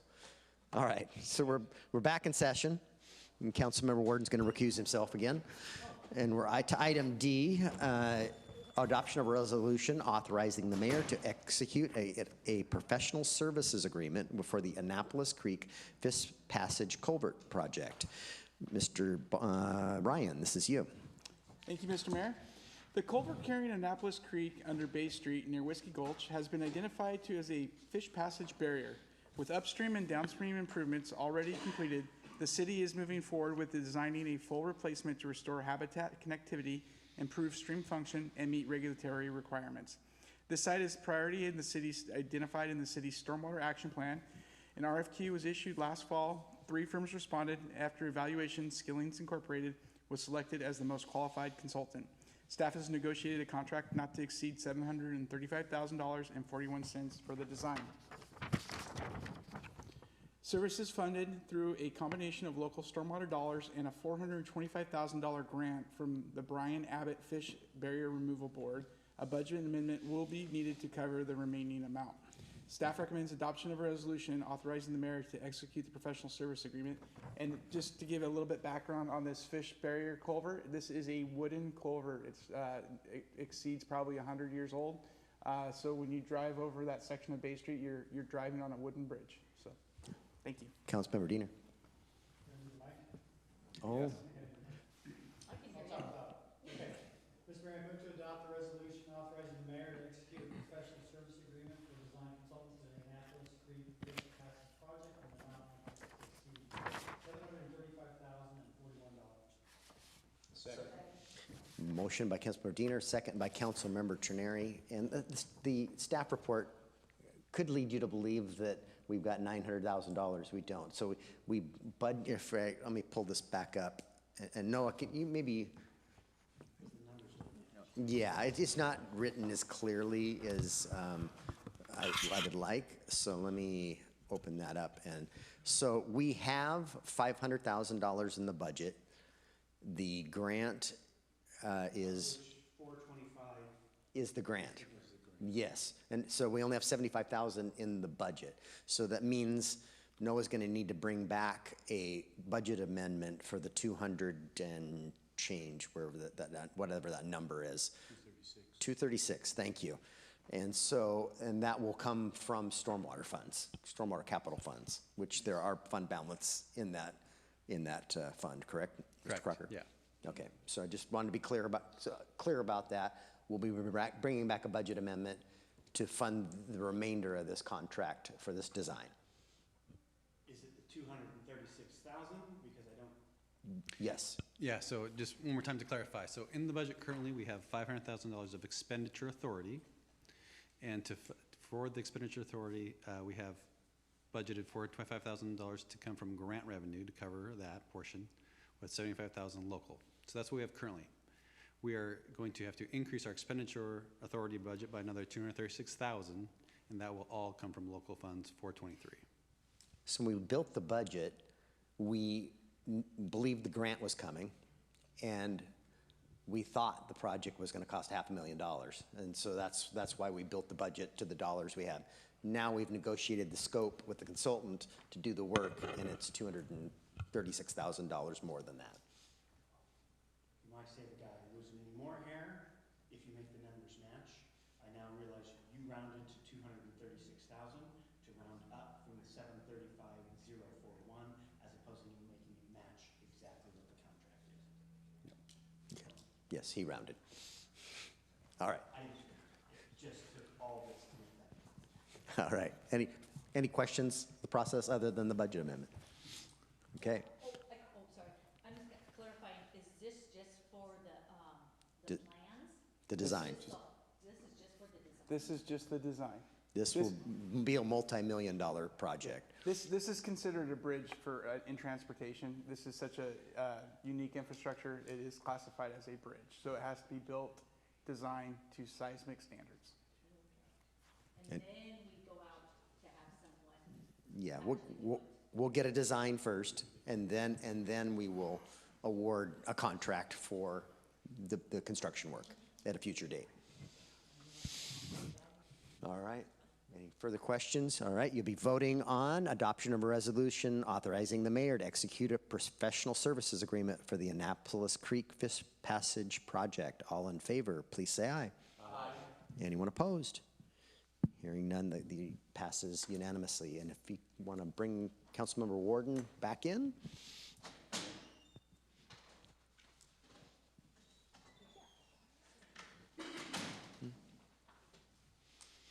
All right, we're to item E now, which is the approval of a resolution authorizing a permitting pilot program and associated agreement with Permittable AI. Mr. Bond, this is you. Yes, good evening. The Department of Community Development has been exploring opportunities to streamline and expedite the building permit plan review process.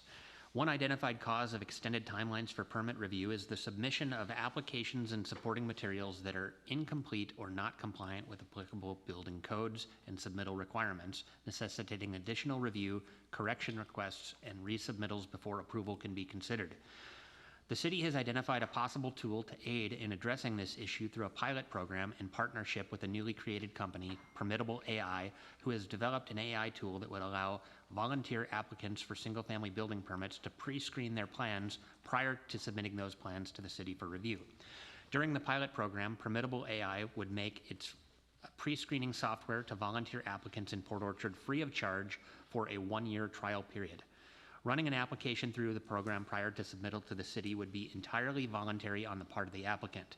Permittable AI and the city would partner on a trial period to evaluate the potential for the software to reduce the number of review cycles for plans submitted to the city and to reduce demands on limited staff resources.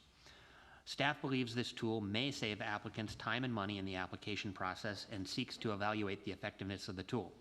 Permittable AI is a private company that applicants would rely on at their own risk. This would be communicated to all applicants.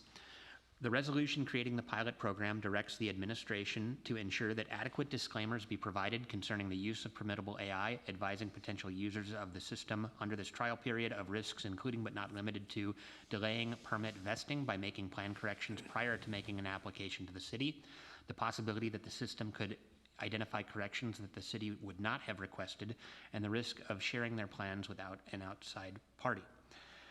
Under the pilot program, the city would identify this optional tool on its website and provide a link to applicants wishing to use the tool, but clearly identify that the use of the tool is entirely voluntary. The Permittable AI website will require the creation of a user account. Once the account has been created, users will be able to drag and drop plans into the tool for pre-screening. Depending on the complexity of the plans, the review can take between a few hours and as much as a day to generate a report that flags potential issues that may be identified in the city's plan review process. Users will be given a discount code that reduces the cost for the reports to $0.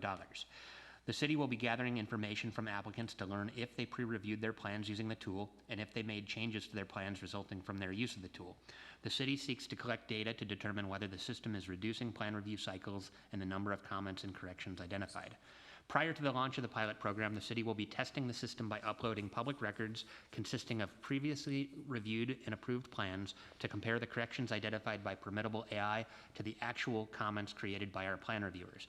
After establishing a baseline for accuracy, the city will provide public records consisting of plan review comment letters to Permittable AI so that the company can calibrate the system to better capture the city's typical plan review comments. The city will then test the system again to ensure that accuracy has improved. Once the department believes that the system is ready for public use, we will launch a website presenting the public with the option of using the tool and instructions for how to use the tool. Long-term, the company would like to see a TSA pre-check style permit track where pre-screened permits can be given a fast-tracked review and a more cursory review by city staff. It is too early to know whether this type of framework is viable, but staff will utilize the pilot program to evaluate the system and to determine its usefulness to consider a long-term partnership. McCormick Communities first brought this tool to the city's attention and introduced the Permittable AI team to the city. McCormick has been testing the platform privately as part of their development. They have reported to the city that the system currently catches about 85% of comments that were being made by city staff, and they are satisfied with a low occurrence of false positives. McCormick's use of the tool has likely already had the effect of calibrating the system such that it is close to being ready for wider use in Port Orchard. And real quickly, I'm going to share my screen and show you what this interface looks like. I shared this with the Land Use Committee earlier this week. And so the Permittable AI platform here, it is a drag and drop site. You would create an account, and so once you're signed in, your name would appear in the upper right-hand corner. You are dropping your building plans, your energy code worksheets, a site plan, and potentially structural engineering or other documents into this box. Once there are files in this box, you can hit next and it will upload those plans. You choose which reports you're seeking to receive from Permittable, and then you hit submit, and it's going to do its analysis, and at the end it captures your payment information, and so you'll have to enter a discount code to reduce that fee to 0. I also wanted to share what the output report looks like. We have an example from McCormick Communities that was run through the system, and so this report actually captured several rounds of review. Typically this would be a single round of review, likely between 8 and 10 pages in length, depending on the number of comments. So it starts out with a cover page explaining what property and property characteristics were evaluated and what codes were evaluated, and then it identifies which files were reviewed. It's going to include a narrative summary for the first cycle findings and basically say overall that this is on track or it requires a lot of work. And then it goes into a correction matrix where it has categories for administrative items on the plans. This one flagged that a plan was missing a wet stamp from an engineer or architect. And then it gets into more specific categories of architectural requirements. In this case, there was a flagged a missing label for an egress window for identifying which window in a bedroom was used for egress, and identified handrail requirements that were missing, and generally just produces a nice report that hopefully gives people the opportunity to fix their plans before they submit them to the city. So with that, the staff recommendation is to approve a resolution creating the pilot program and authorizing the mayor to enter into an agreement with Permittable AI. Councilmember Diener. Mr. Mayor, move to approve a resolution creating the Permittable AI pilot program and authorizing the mayor to execute an agreement with Permittable AI. Second. Motion by Councilmember Diener, second by Councilmember Rosapepe. And I just want to address the email we got today with the concern about our data. This does not reside on our servers. This is an outside software company, and people, there will be disclaimers, and people, it's a choice to use this, it isn't anything that's on the city servers. So, Councilmember Rosepepe. Yeah, I just wanted to make a comment that this was briefed at land use, and we're interested in it to see how it would work. We realize we have an issue with permitting, and any tool that would help, I don't think would be a bad tool right now. So I think when we looked at it, it was interesting enough to move forward with. Go ahead, Morrissey, go ahead. Yeah, I want to say thank you to staff for pulling this together. I know we've heard about it. This has been on the horizon for a little bit of time. I do wish all, I believe it was 17 speakers tonight, could hear that we are attempting to make some movement there. I don't know that I share a whole lot of worry about those plan sets not living here. I can understand where others do, so I can appreciate that we're making that an optional item, but I'd also like to thank the folks at McCormick. I see Greg Krabbe's online tonight for sharing this with us, because I know that they've struggled through our process and have shared that they're working with this tool to make it easier. I fully support it. Councilmember Diener. So I was out of town last week, so I was unable to attend both the Planning Commission and the Land Use meeting. But I did watch the meeting, the Land Use Committee meeting, and I'm excited about this. I think it'll be the first such test in Kitsap. I did, and Nick, I'm going to prompt you here. I did talk to Nick about, could we look at rolling this out for commercial application and not just residential? And Nick, if you want to take over from here and just kind of relay that there are some concerns and perhaps even difficulties in doing that. But, you know, for the people that were here tonight at the beginning of the meeting, most of those were commercial concerns. So if you could please elaborate on our email dialogue. That's correct. This program is really for IRC reviews, so 1 and 2 family residential projects, which are fairly narrow. And I think that one of the difficulties, I do believe that we are going to have AI review for commercial in the future, but I think it's going to take a lot more work. I think one of the pitfalls is that when you're doing a residential project, the system knows that it's receiving a single-family residential project, and it isn't having to control for bad information going into the system. And so if you were to upload plans that you think meet the code, but you've described the use incorrectly or identified the wrong occupancy classification, I think there's all sorts of things that could go wrong, and it would be because incorrect information was on the plans in the first place going into the system, and so it's reviewing under certain assumptions, and then it would spit you out information that is just incorrect because something a human needed to catch would have needed to be identified sooner. So I think this is relatively easy for IRC type permits. I think once you get into IBC, there's a lot more room for mistakes, and I just don't, this system, they're not asking us to look at IBC commercial and multifamily type projects yet, but I don't know of any technology that's really ready for that type of review at this time. Even though it doesn't do commercial, any relief we can, duties we can take off of people to provide a higher level of customer service on the commercial side is welcome. Yeah, we have a huge number of SFR permits that roll through, so Yeah, yeah. Councilmember Fenton?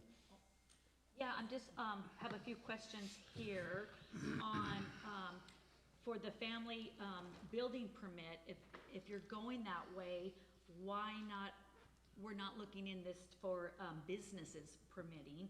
And then another question is, this what questions me too. The private company that applicants would rely on at their own risk. What does that mean, at their own risk? Well, I think Mr. Bond already answered your first question. It's not available for the commercial. It's just not, that's not what it's designed for.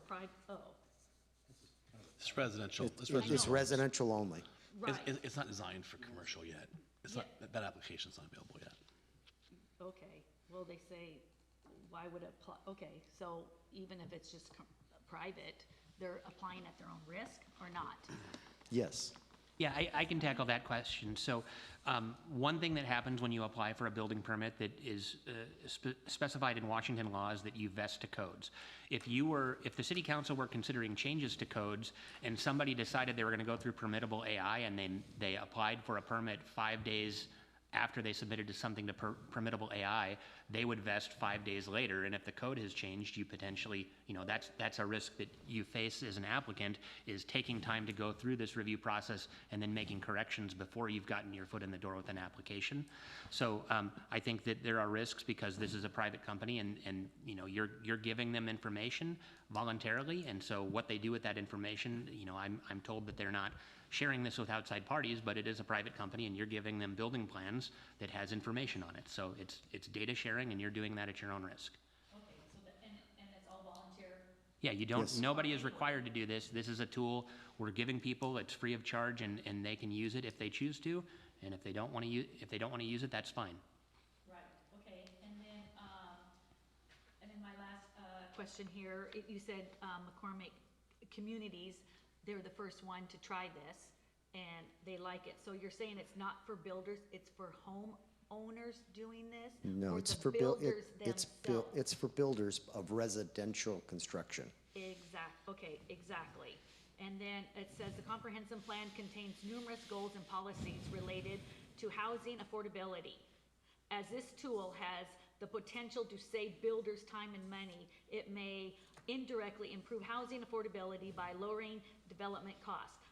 So with saying that in our comprehensive plan, is that just kind of a statement, or we don't know if that's really going to be affordable housing in this? So, Councilmember Fenton, on the staff report template that we have, there's a section that says relationship to comprehensive plan. So when staff when they're bringing something to the council for consideration, we do our best to try to explain why what we're bringing to you relates to what you've told us through the comprehensive plan matters to you. And so what Mr. Bond's department, and I believe I helped to write this language, that's why I'm explaining it. What we're trying to say back to you is you have told us in your comprehensive plan that affordability and making sure that people can build and live in your city is important. So we took that and said, here's a tool that could potentially make development costs less, because the developer gets to sort of preview whether their designs will comply with the law without having to spend a lot of back and forth time with our staff. This is something that can hopefully save them time and therefore reduce the costs for development and therefore make affordability better in the city.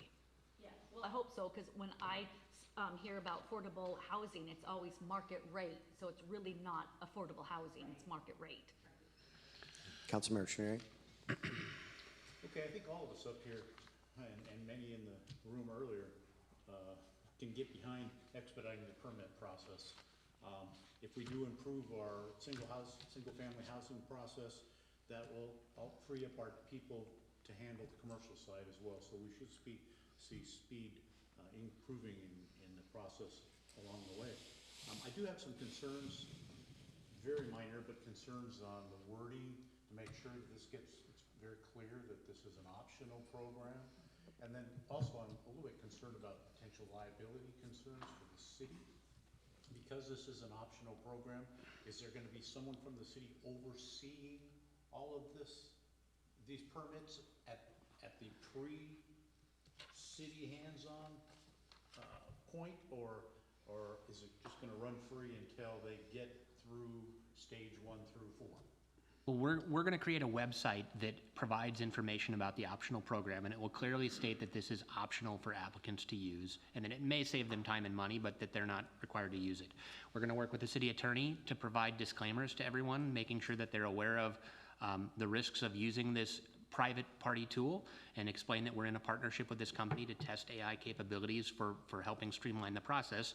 And that will be the extent of the disclaimer that we provide.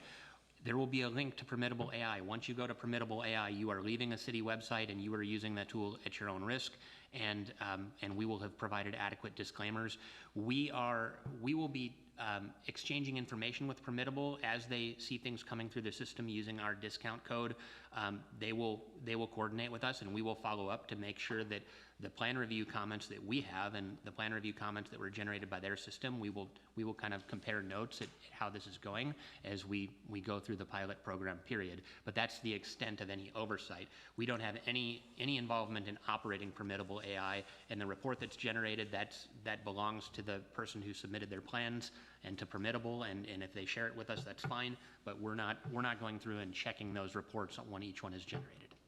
Okay, thank you. Okay, Councilmember Warden. Yeah, I actually spoke to Nick Toski quite a bit about this application that they're using in McCormick, and who's really hoping that we would implement it, obviously. And so I'm really glad we are. With 251 houses a year going up in McCormick, and with Stetson Heights going to put up real soon here a couple hundred more. 100, yeah. 100 more? Yeah, like we're going to be even more overwhelmed than we are. I think Nick already has like 100 permits, in there right now. So if he thinks that we need to use this, and he's been using it, I think we really need to give it a try. My question is did he tell you what other cities that he works with that uses this application? We are the first. So they are piloting this, and I think long term they're making it commercially available to people to pay to use the system. They're looking at partnering with a city to sort of collect information and figure out how this can streamline our process. And so it is a pilot program and a partnership where We're getting a benefit because it's potentially helping our applicants. They're getting a benefit because they're getting this partnership with the city and feedback from the city on how the system is working. Yeah. And my last question is going to be, because it is a concern, anytime you implement something, how much time you have to dedicate to implementing it, train your staff to use it, all that good jazz. How much staff time do you think that we're going to take away from what we're currently doing to implement it? I get we're going to catch up, right? The goal is whatever we use, we're gonna get it back. I'm aware of that, but have you? Yeah, it's not much. My staff is not going to be using this software at all. The only thing that my staff will be involved with is the initial testing. We've identified 13 building permits, and what we've done is we've tried to flag building permits that came in early in the code cycle. So it was right after the new codes rolled out and when people were still getting used to the new codes. And we're trying to flag kind of each builder's one of their first few permits that came in after the code changed, because that probably had the most number of corrections that were needed. More recent permit submittals, they probably have worked through most of those and they're not continuing to make the same mistakes on later submittals. So we've identified 13 permits that we're going to test. We're going to have, we're first going to ask the applicant and the engineer of record, if there is one, or the architect, and verify that they are comfortable with us uploading their plans, because we do want to give them that courtesy. If they don't want us to use their plans, we'll pull that permit out of the queue. And potentially replace it with a different permit. But we're gonna run 13 plans through the system. We just drag and drop these plans into the system and we wait for the report to come out. And then the only work my staff is gonna do is they're gonna compare the report that gets generated to the actual first round of review comment matrix to see where there are common catches and where there are differences. And we wanna figure out, is this thing flagging too many things that we didn't flag that would have been incorrect? And also, are there things that we flagged that it is missing? And once we kind of have a gauge of how it is doing compared to our human reviewers, then we're going to feed our comment matrices into the system, because it will learn from uploading those documents. It'll say, well, this is what the city found. And then if you rerun those plans, it should be more in line with what the city reviewers are doing. So once we've calibrated this to the point that we feel comfortable releasing it to the public, we'll make it available to the public. But I wouldn't guess that this is more than 2 or 3 days worth of work for one of my building department staff just to do the calibration, unless there are major inconsistencies between the two, and then it's probably a few more days worth of work. But once it's released to the public, it's really just going to be me communicating with the leaders at Permittable and seeing how things are going and getting feedback from them on how many people are actually using the tool compared to, and then comparing my data in the permit system for what applicants are saying about the tool, of whether they used it and whether they actually made the recommended corrections, so that I know how to compare data within our system. I lied, one more question. Is it going to be this application? Is it going to be, we're going to pay, if we use it after a year, are we paying for a yearly subscription to it, a license, or is it going to be by permit usage, right? We will look at what the next steps are after the end of the pilot program. I think we'll probably prepare a report back to council and let you know how it went. I know that immediately at the end of the pilot program, it is likely that applicants would be able to use this by paying a fee to the company or any other company that they want to use, if they wanted to run something through after it ceases to be free. So they can pay to use it if it is valuable to them.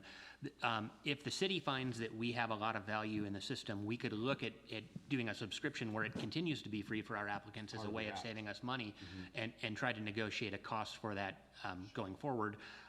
Or the TSA pre-check comparison that they've made, we could talk about whether that makes sense based on how the system performs, but I think it's really too early for us to tell whether creating a fast lane for pre-screened applications makes sense or not. A lot of questions for a free app, but I appreciate it. Thank you. Yep. No, that's good. All right, any further questions? You're looking like you want to. Yeah, so first of all, I think we have a technology fee where if we wanted to pay for some of this, we could, if we wanted to share costs, for example. But, so it sounds like McCormick Woods has been using this for a little while. Have you seen a noticeable difference in output with their permit application? Well, it's hard to say because I think they were actually, if I understand how they've been testing the system, they were running things through Permittable, and then they were running uncorrected plans through the city, and they were doing their own comparison to see how things were similar or different. So I don't know how many applications they have actually run through the system and made corrections based on what the system has said. I don't know when that would have started, and it's hard to say. You know, we had a pretty rocky start in the village in terms of some plan corrections and other issues, so it's hard to say how many of those things were already on track to be corrected versus what Permittable is actually catching today. So I would just say it's inconclusive. But Nick would gladly give you that information. I mean, gladly, yeah. Are we ready to vote on this? Okay. You'll be voting on the approval of a resolution authorizing a permitting pilot program and associated agreement with Permittable AI. All in favor, please say aye. Aye. Anyone opposed?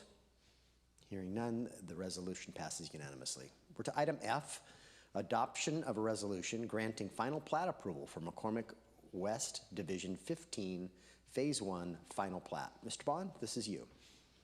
Yes, on December 5th, 2025, McCormick Development Corporation submitted an application for final plat approval for Phase 1 of Division 15 of the McCormick West subdivision project. The Kitsap County Hearing Examiner granted preliminary plat approval for the entirety of McCormick West with conditions on May 30th, 2008. Pursuant to WAC 197.11.630 and 965, Kitsap County issued a notice of adoption of existing environmental documents for this proposal. The McCormick West proposal was included in a group of projects known as the McCormick Urban Village under the South Kitsap Urban Growth Area ULID number 6 Supplemental Environmental Impact Statement. The ULID number 6 was issued October 26, 2001, and the final EIS was issued January 9th, 2002. The applicant for final plat has submitted 3 requests for administrative minor plat amendments, which were approved on September 1st, 2023, December 5th, 2024, and January 29th, 2026. The final plat for Division 15, Phase 1 of McCormick West creates 123 residential lots and 8 tracts, including 4 for future development. The applicant has installed roadway illumination, road, sidewalks, landscaping, water and sewer utilities, and storm drainage improvements. Streets within the final plat are for public use and will be accepted into the city's road system. The application for final plat includes all the necessary information required for approval, including but not limited to a bill of sale for infrastructure being dedicated to the city and maintenance bonds for that infrastructure.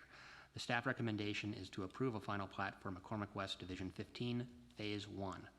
And I just want to note, because this came up at our land use committee, we are introducing an ordinance that would make these final plat approvals administrative, because you're really just granting approval to something at the very end where things can't really change. So in the future, you may see an ordinance that would actually take approval of final plats away from the city council. But for now, this is a business item. Normally these are on the consent agenda, but because we have new council members, we wanted this first new plat of the year to be on the business agenda. Councilmember Trenary. Mr. Mayor, I move to adopt a resolution as presented, granting final plat approval for McCormick West Division 15, Phase 1. Second. Motion by Councilmember Trenary, second by Councilmember Diener. Any questions of Mr. Bond? All right, you'll be voting on. Oh, go ahead, Councilmember Fenton. Missed you. Mr. Bond? Okay, so this is for the final plat for Division 15, Phase 1, and is this ending most of the houses out there, 123, but you also got Phase 2, right, coming up, so we gotta vote on. Well, this is Division 15 out of 23, so there's Division 16, 17, 18, 19, 20 through 23. But there is a Phase 2 of McCormick West Division 15 as well that I think is 15 or 20 lots. They just chose to, there's one street at the perimeter of the plat that they chose not to finish the lots on the opposite side of the street that abuts the next phase, and so they're going to record that as part of the next phase of development rather than as part of this phase of development. But there are still, I think, close to 900 homes out there, or 900 additional lots to be platted. All right.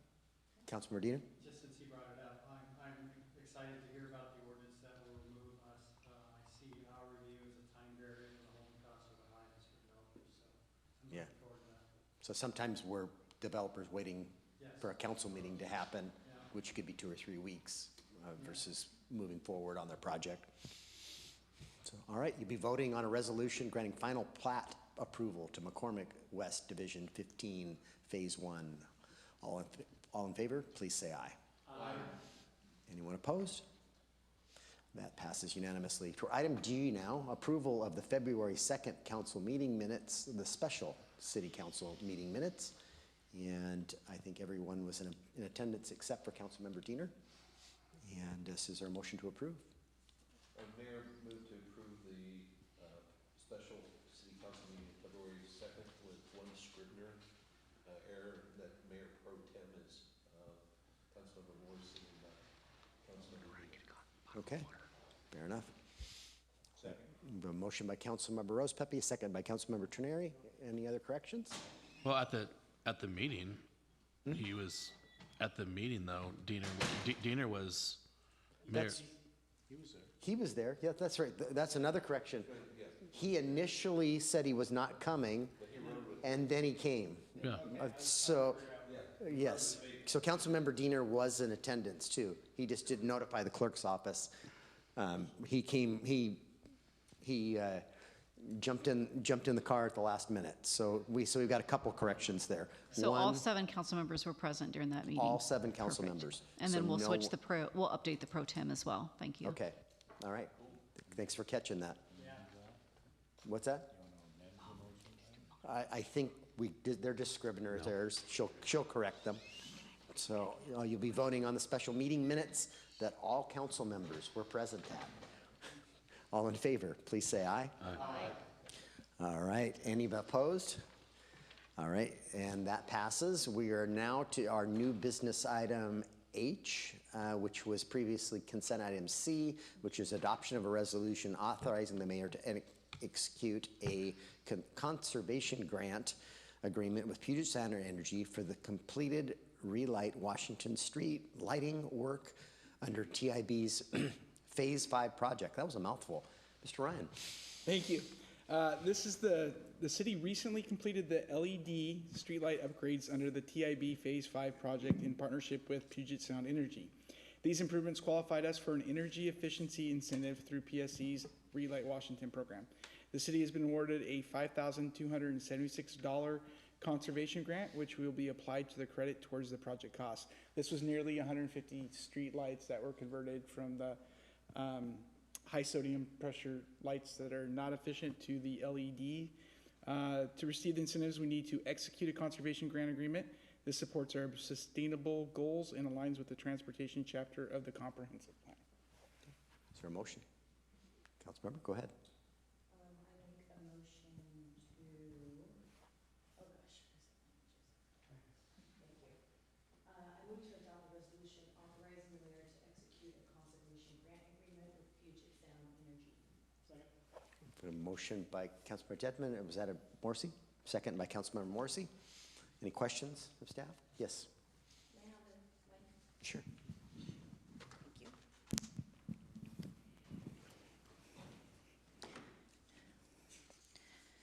So although high-pressure sodium streetlights have lower maintenance costs and offer superior fog penetration, the city replaced them with LED streetlights.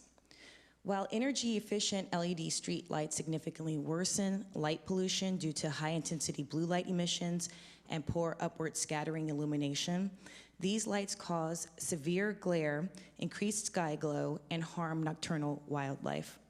LED streetlights also significantly suppress melatonin production. Suppressed melatonin primarily causes sleep disorders like insomnia, delayed sleep onset, and poor sleep quality. It also triggers chronic, systemic, and metabolic issues, including but not limited to faster aging, weight gain, weakened immunity, and increased cancer risk. And it may contribute to ADHD, as studies show that up to 78% of people with ADHD experience melatonin suppression. In children, suppressed melatonin leads to behavioral issues, including increased irritability, anxiety, aggression, inattention, and poorer cognitive function. Prolonged suppression may contribute to long-term issues like obesity and increased susceptibility to anxiety or depression. So while we vote now to accept a grant to offset the close to $5,300 cost of LED streetlights the city incurred for their installation, the cost to the city of Port Orchard's people will probably be much greater than that. All right, anyone else have anything for the record? Councilmember? Wanted to ask for clarification from what These you are streetlights. spoken to. Are you finding, it looked like you had researched a little bit, somehow come to understand more about LED lighting, but the effects of LED lighting, is that, when you're speaking to that, is that in a room like this, or is it related to? Streetlights. Specifically, it is related to something like this, but specifically I was talking about a study dealing with streetlights. So they found that streetlights, the LED, the white light, which is essentially also known as blue light, those emissions cause melatonin suppression. And so that this is a very real health problem. And also it's a problem to wildlife. So not just human life, but also wildlife. Thank you. Okay. All right. Any other comments? All right, you'll be voting on, I gotta get back to it. A resolution authorizing the mayor to execute a conservation grant with Puget Sound Energy. All in favor, please say aye. Aye. Anyone opposed? Hearing none, that resolution passes. Mr. Ryan's the clerk's gonna bring up a slide deck for Mr. Ryan for our discussion item. Tremont 2 and 3 was discussed. Point of order. How did it pass? 7-0? 7-0. We appreciate her It's to information. offset the cost that we already incurred. I think he was curious on why we pulled that off the consent agenda for a unanimous decision. For educational No, I'm just curious. purposes. Like, Yeah, I can explain that. yeah, why would you? Mr. Mayor, I would request an executive session if this conversation is going to continue pursuant to legal risks of a proposed action. I'm good. I'm Okay. good. I'm All just, right. I'm good. So, ready to move on? So, the clerk's going to bring up a slide deck related to Tremont 2 and 3 recommendation.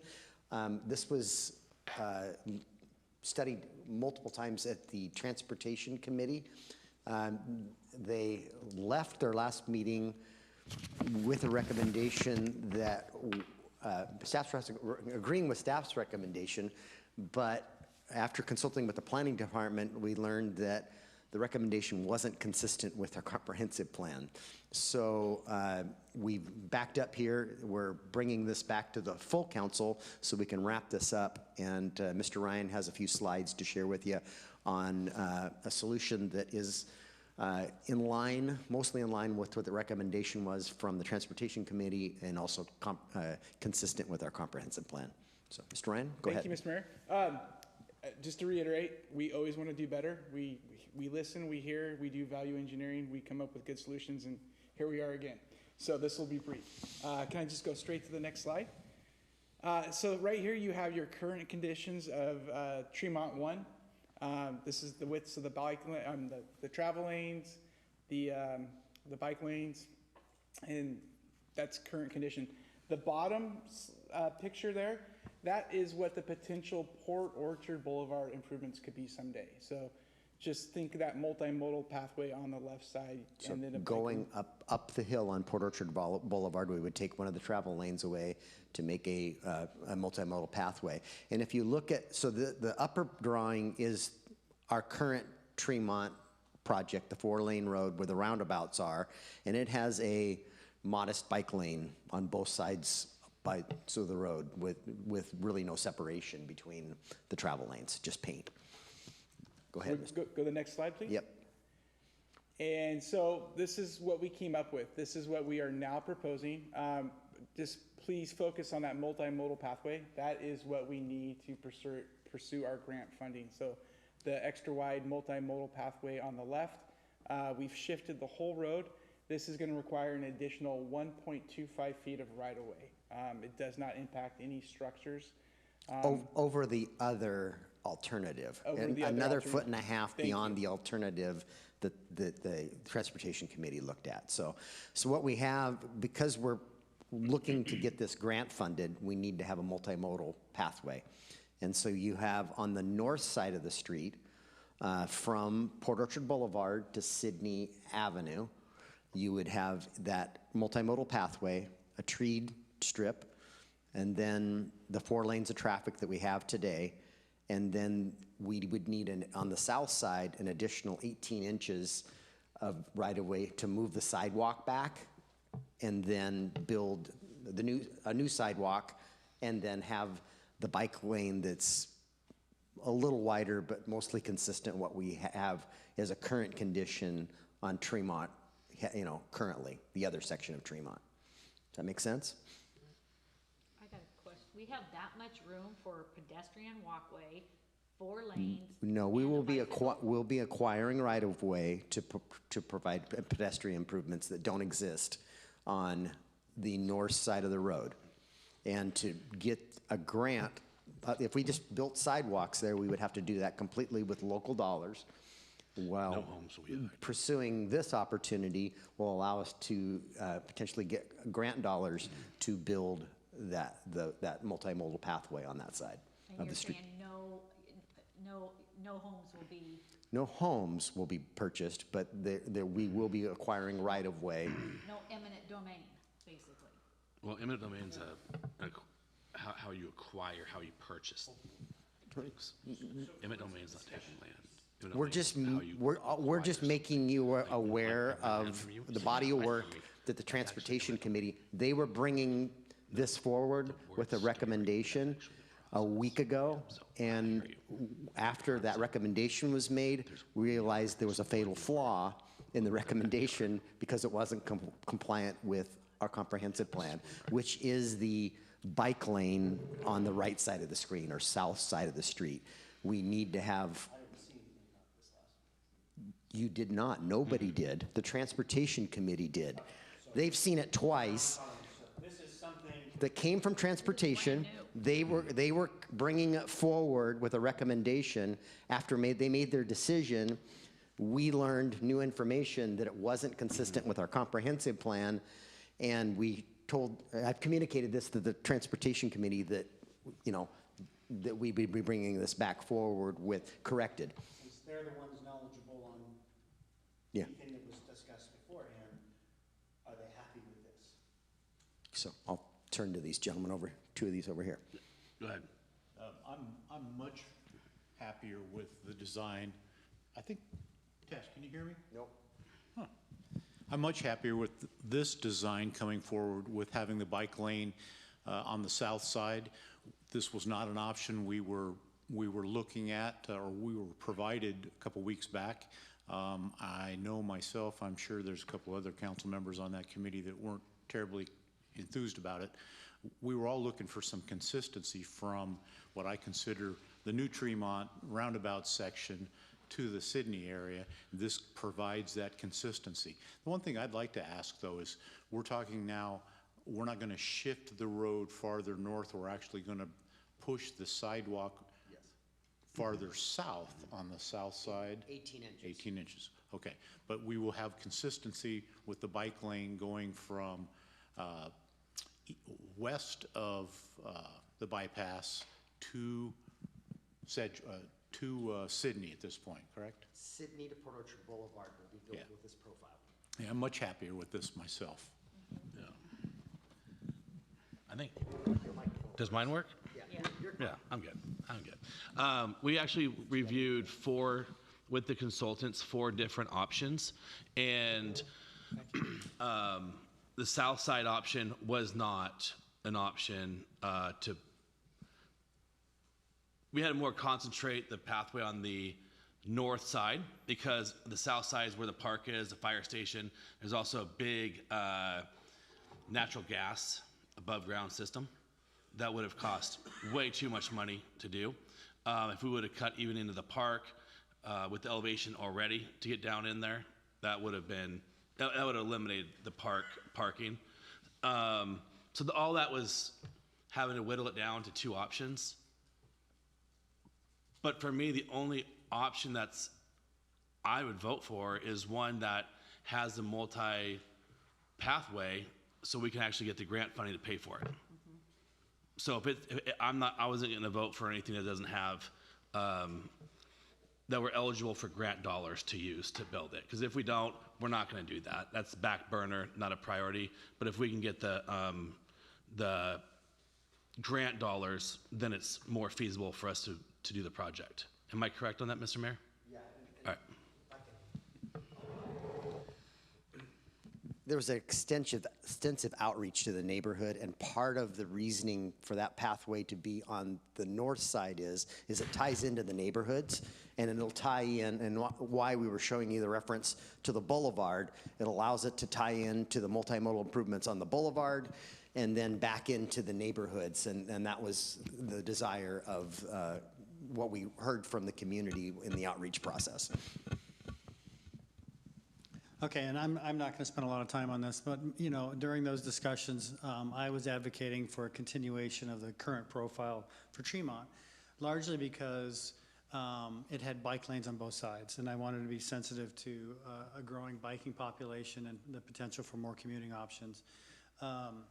I just saw it as kind of not a good design to have that, and then they disappear, and then, you know, we should be growing those facilities. So I'm happy with this. It's about as wide a profile as we can get, and it provides for the multimodal. I think it's great that it's the south side that has the bike lane, because I think that's where you'll see, you could see more conflict with commuters heading back home if that was multimodal versus in the morning going the other direction on the multimodal as proposed on the north side. So I think this is a good compromise, and I think it's about as good as it gets. Okay. All right. Councilmember Rosepepe, do you have something to add? I did. I was hopeful that we'd see bike lanes on both sides, and unfortunately, that's not the case because of, you know, restrictions. But at least we have bike lanes going in one direction. Just to let you know that the biking paths that show through Port Orchard come up Port Orchard Boulevard. So I'm really excited to see the previous slide, you know, where you showed that we're doing the diet on Port Orchard Boulevard, that we're going to be keeping those bike lanes. So that's you know, it's moving one step forward at a time. One last thing. Go ahead, Heidi. Sorry. Actually, Mr. Mayor can call on you, not me. Go ahead. Either one of you. Go ahead. Okay. I like what you said about the grant on that. The one thing, sometimes it would be nice where the picture, I'm sorry, maybe I'm just being picky here, the picture really matches up to that road. That doesn't, like, if it didn't say Tremont, I wouldn't even know where that street is, what we're doing. It's just nice if we're paying for someone like this, why don't they do our street? We didn't pay anybody. The staff used a do tool so that we didn't pay Nice job, an Charlie. Thank engineering firm to do concepts. Yeah. It was in-house. So one thing that is kind of unfortunate is the bridge, the Lund Bridge. That's really unfortunate because there's no room to put a bike path on that bridge. So you're gonna have bike paths on Bethel, and then they're putting bike paths on Lund from the roundabouts there. And it would have been nice to be able to go to, you know, Volunteer Park and just keep going on to the bridge. I guess share the road. I guess you can ride it, but there's not gonna be bike paths on the bridge. So there's no room for that. That's the only real downfall that we kind of realized when we were looking at this, but yeah. Councilmember Morrissey? Can you make sure that this gets into Granicus? Yeah. We'll at least email it to you guys. There's a couple more slides, just some concepts for a roundabout at Sydney and Tremont intersection. And this is a tradition, and we're early in this, and we just want, this alternative is a traditional roundabout, and on the top left, the top corner and the bottom corner to the right, there are very steep slopes there, and this would be, we believe, expensive to build. And there's a alternative for a peanut that lives within the existing right-of-way, and we're staff is evaluating those two alternatives. And Brandy, if you go to the next slide, and you'll see what a peanut looks like. And then we don't impact the homes on those two corners. We're not convinced this is the right solution. It is something that we're evaluating the cost benefit analysis of this versus the steep slopes and impacts to the homes on those two corners. So more to come on this. We're not married to any idea. We kind of need to know the costs for both approaches before staff makes a recommendation. So, yes. Question on the Sydney and Fremont and both those intersections. I mean, I live off of Sydney. Mm-hmm. That streetlight, I never get way backed up. So why are we spending a bunch of money on that roundabout? Mayor, I could take that. This is a failing streetlight. It's problematic. It's one of our most costly maintenance. It is approaching. It's past the time that it should be totally replaced. So replacing a streetlight similar to this, you're at about $500,000. And the traffic problem isn't north-south. It's the east-west on the 4-lane road. That's where the congestion. Once we have a roundabout at Bethel and Lund and the other roundabouts having traffic lights on this corridor will be problematic. It's a future problem. We're just looking at what the future could look like. Okay, I was just curious. Thanks. You comment? Yes, no, maybe? Well, I'm wondering if this works again. I do live in this area, and there is a south traffic issue when the county campus lets out. There's a lot of people heading up Sydney and are caught at that light for 2, 3, 4 lights sometimes when they're trying to turn either direction or go straight through. So I do think this will be a traffic mover in the long run, but we are a long ways down the road. Yes. Yeah. Just sharing some concepts. That's all it was. All right, we're going to move on. Now we are to council committee reports. Economic development, tourism. Have you met since our last council meeting? I don't know that you have. It was a question.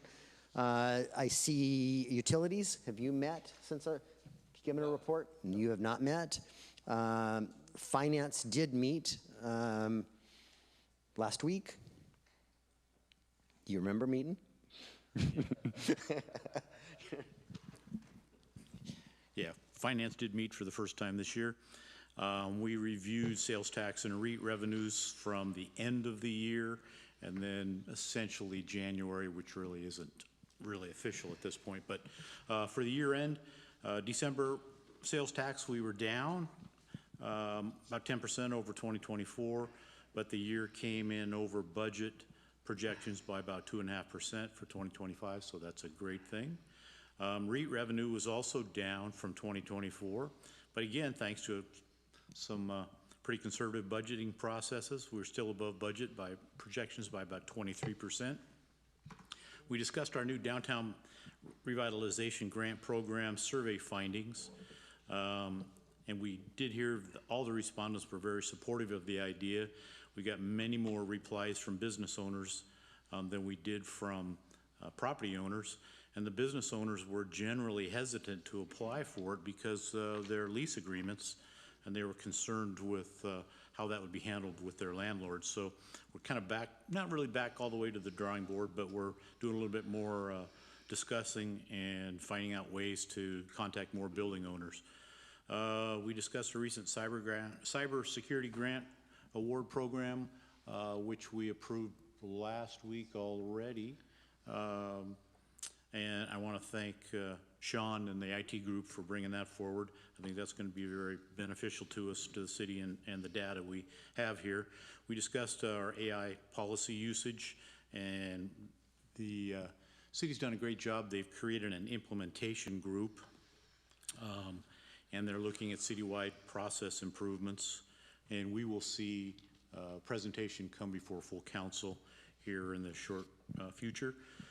We also discussed a salary survey process for non-unionized employees. It's done every 3 years. and it kind of runs in conjunction with the new union contracts. And so we discussed a couple of ideas on how we felt this would be best handled.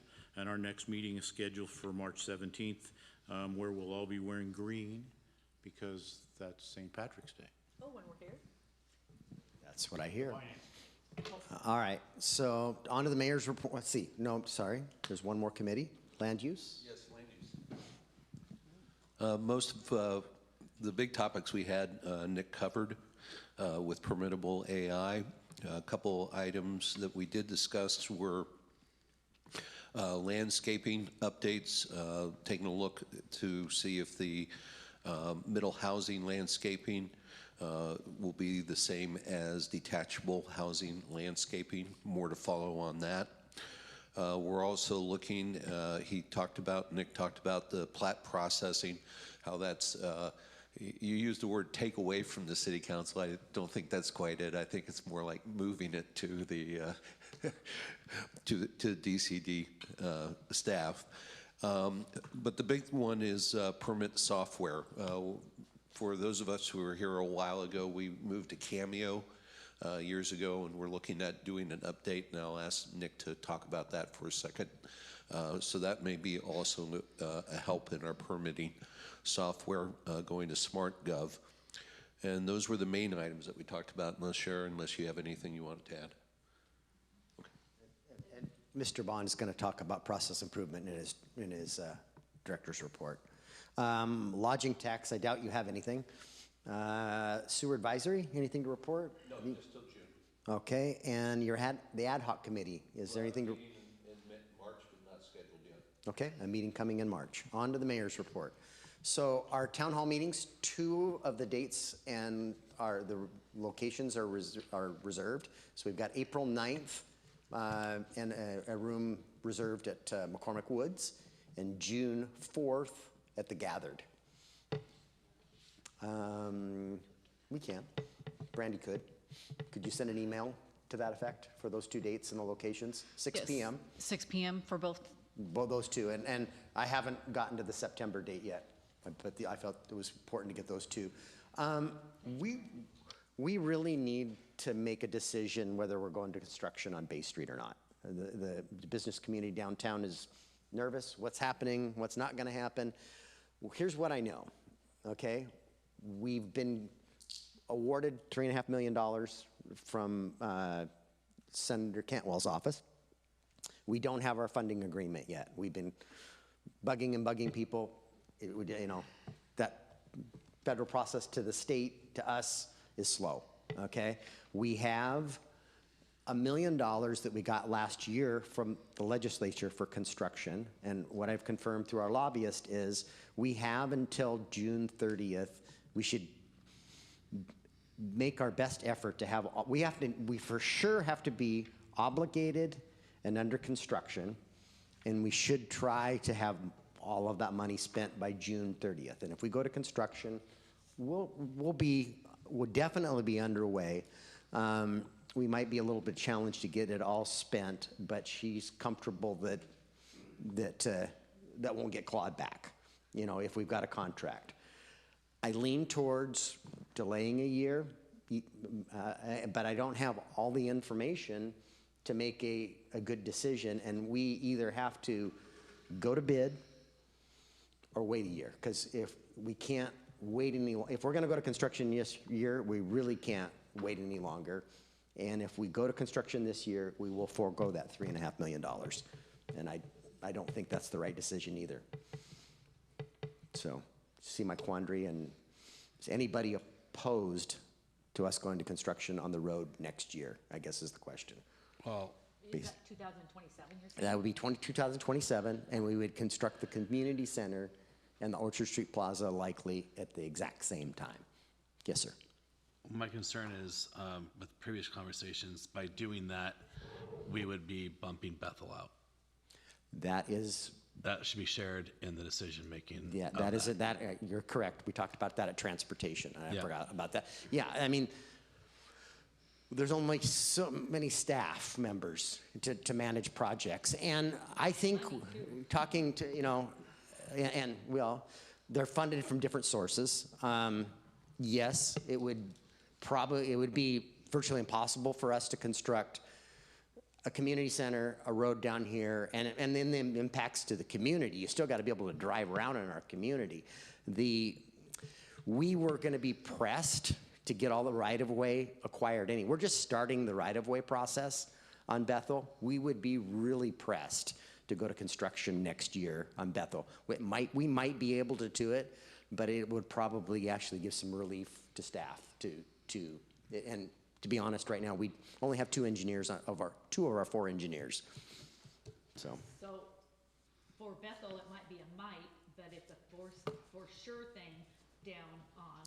If we go to construction next year on this road down here, I don't believe we can handle two $10+ million construction projects in the city at the same time. So Bethel gets pushed out To 2028, correct. Does that have any impact on Anderson? Anderson's still under design. Okay. And believe, I know you're going to find this hard to believe, it's costing more than we thought before, but about $1 million more. So. I'd advise you to do whatever's fiscally responsible. Yeah, and I think to answer that question, I think it's to gather the federal dollars, because we can claw back our local dollars out of the Bay Street projects and redeploy those to other projects that we have, and we have plenty of needs. So just didn't want to make a decision in a vacuum without talking to you guys and talking it through.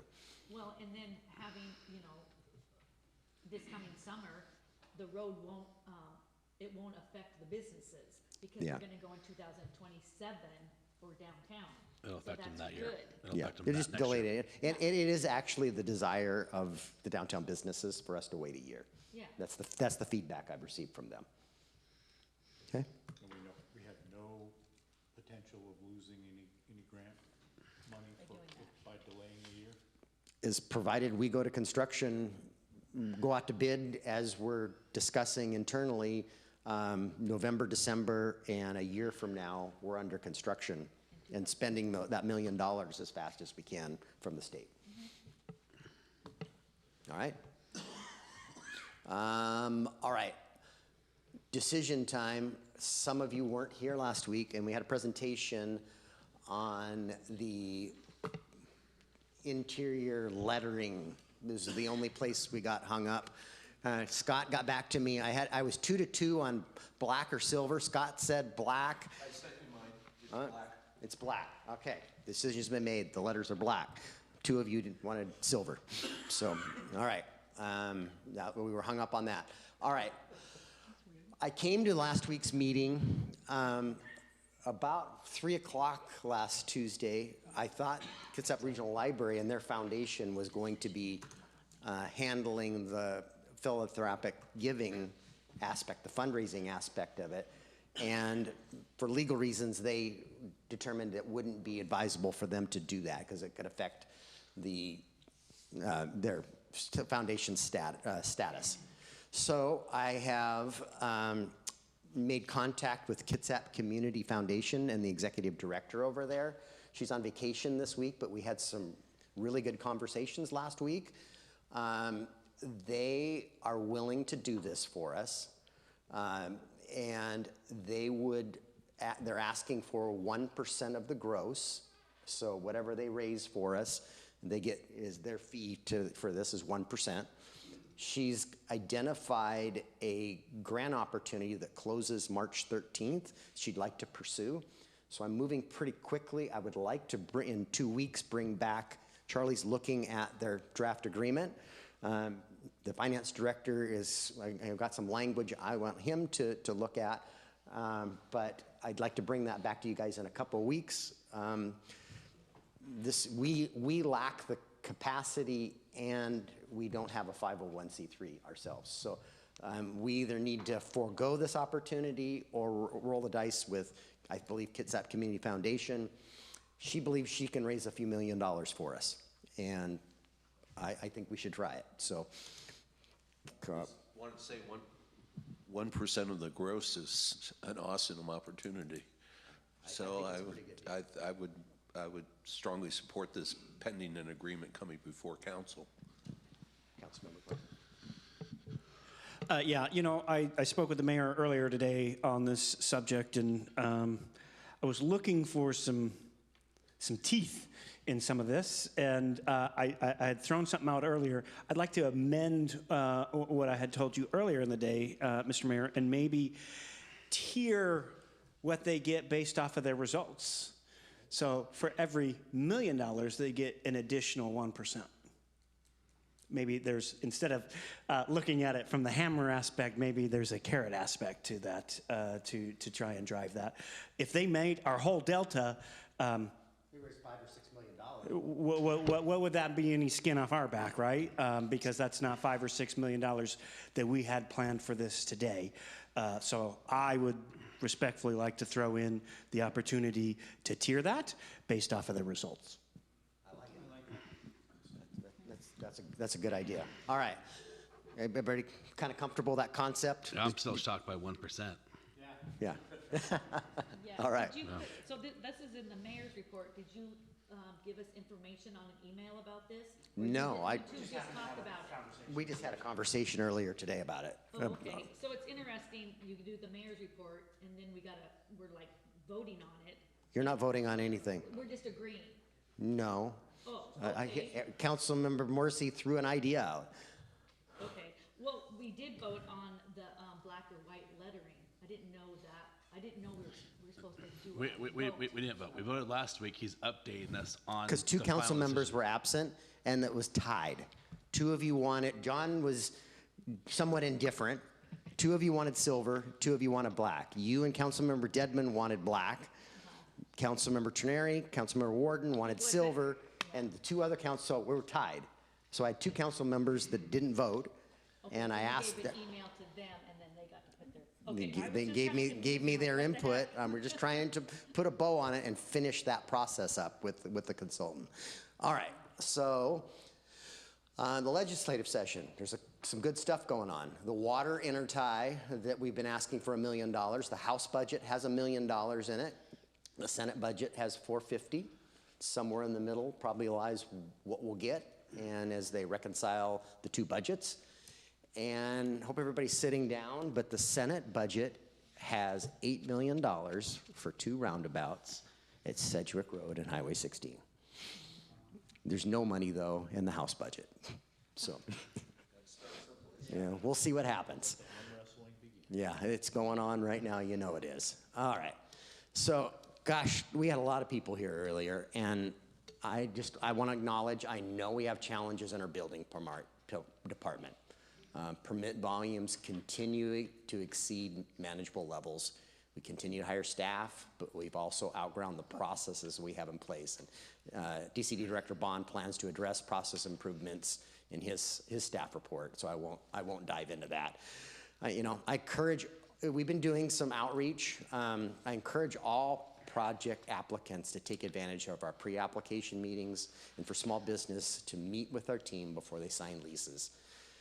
It's really important. And from our recently adopted mission, values, vision statements, our mission that we've adopted is to deliver exceptional public service, ensure safety, enhance quality of life, and continuously improve. And we're committed to that. So I know things are broken, and I know that we need to fix them. So that concludes my mayor's report. And we'll get on to staff reports, if I can find my agenda. Department directors. Mr. Ryan, do you have anything to share? Just a couple brief items. Last week, we presented to West Sound Utilities about starting the process of negotiating MOU for augmentation station for Foster pilot project. Next week, we meet with both the Suquamish and the Squaxin Island. We are hopeful our next step will be negotiating a side agreement towards our final Foster submittal. So that's it for tonight. Nothing for you? Mr. Bond, what do you got? All right, I've got two announcements. I'll take the shorter one first. Our parking enforcement vehicle has died, and we have been looking at replacing that with one of our existing vehicles and putting a license plate reader system in the vehicle that would help us with writing parking tickets. And so we're working on a contract right now that is likely to come before the City Council at the second meeting of March to pay for that expenditure. We had a vehicle programmed already in the ER&R fund to replace the parking vehicle, and so I believe Director Crocker will have to prepare a budget amendment for this expenditure, but this is going to greatly streamline our parking enforcement process by allowing our enforcement folks to drive around without having to get out of their car or stick the chalk stick out of the car. They will take digital photos of tires to figure out whether cars have moved or not, and will be able to print tickets digitally rather than handwriting them on a triplicate copy of a parking ticket. So, and just to clarify, the LPR system was already brought and approved by the council during the mid-biennial review, so there is money in the budget for that. Yeah. I think there was some discussion about what the parking code could look like, and maybe there might be some revisions, so I could see if we could tie those together. Yeah, they will. That'll have to happen because this technology will work different than anything we're doing right now. And am I mistaken? I thought the code, you are not supposed to mark a tire. I thought that wasn't okay. no, we've been chalking tires as long as I've known us to do parking enforcement. Maybe I'll look it up, but I heard that you're not supposed to chalk a tire. Okay. We won't be soon. Well, I thought that was already. No, I don't believe so. Okay. Mr. All Bond, right, go ahead. so the second discussion I wanted to have, and I just wanted to present my plan to the City Council for how we're going to fix processes in our permit center. And I wish there were things in the building code that are difficult and that we are required to enforce, and I can't change the building code, that's up to the state, but we do control our process for how we operate our system. And last year in Q3, we did a process improvement exercise where we had the state auditor's office come out. They offer a free process improvement lean workshop where they come and map out your process. I gave a presentation to the City Council shortly after that process last year, and we identified a ton of process waste. We identified bottlenecks in our system. For instance, we have two permitting software platforms. Camino is how we take permits into the city, and then SmartGov is how we manage our workflow, and those two systems don't talk to one another. There's a ton of duplication of data entry. The payment system for how permits are paid for is challenging. We have a almost paper and email utility work order process for getting meter drops ordered for houses. So we identified all kinds of things that needed to be fixed. We boiled it down to our top 3 priorities. We identified several very easy, low-hanging fruit type fixes, but the big challenge, the elephant in the room, was our permit software and our limitations based on what we have configured today. And so I want to talk about our permit software. We did 2 separate surveys. We first surveyed city employees who use the permit software to ask them about their openness to changing things and their experiences with the software, and universally staff is supportive of making changes to our system. We then separately, I did outreach through the Kitsap Building Association, and we sent a survey to our most frequent applicants to ask them for feedback on our permit system. And so the feedback that we received, the Camino system, our application portal, actually got very high marks from the few people who responded to our survey. There aren't a ton of people who apply regularly, but they felt like it was easy to use and that people feel assured that they're submitting the correct information. However, the feedback on SmartGov, mostly the negative feedback was about features that SmartGov has that we're not currently using. And so I felt like the negative feedback was more about things that we need to turn on rather than flaws with the system. Kitsap County, for reference, they use both of these systems, but they've built a custom IT bridge. I think they spent about $60,000 to build something that if the software changes, they have to update and they have to manage. And that seemed outside of our capabilities on our limited IT department and hiring a consultant. So we are, we heard from our applicants that there's 5 things they want above all else, and number one, first and foremost, is they want to be able to see what their permit status is in the digital system. Right now, they are calling the department and asking, where's my permit, rather than being able to see a status online. They want to know who is assigned their review and what the estimated time for completing the review is.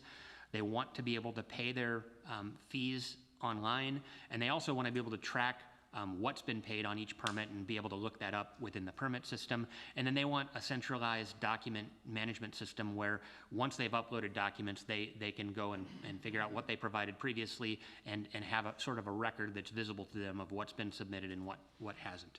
So all of those things are available in both SmartGov and Camino. It's just a matter of which system we would build out. We have decided that SmartGov is probably going to serve the 97% of our users better, because most people who frequently apply for permits know exactly what they need to do. And Camino actually makes you jump through a bunch of hoops to get to the correct information. So I think Camino works for the few users that are novice users and is maybe more helpful to them. SmartGov, I think if you know that you want to apply for a residential alteration permit, you check the box residential alteration and you fill out your application and upload your materials. I had my management team, we all went to various cities and created accounts and created dummy permits just to test out systems and really try to stand in the applicant's shoes and understand what they experience as they view these systems.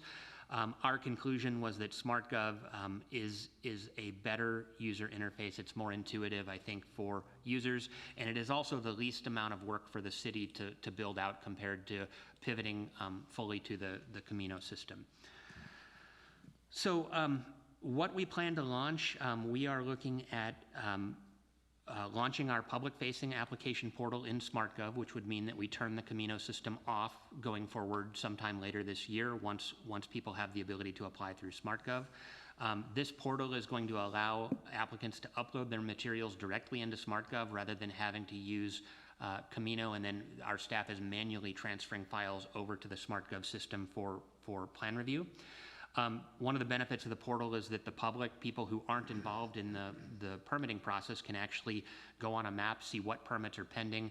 They can click on addresses or look up permit information and actually access all of the permit documents. So if you hear that there's a rezone on Hull Avenue, you would be able to go pull the file directly from our permit system without having to do a records request through the city. The next feature we're going to implement, and this was something that was actually included in Council's 2026 mid-year budget review, was launching the payment portal for SmartGov. And this will basically allow, once somebody has used the portal to upload their materials, the permit fees will be calculated automatically and they can pay with a credit card directly through the permitting system.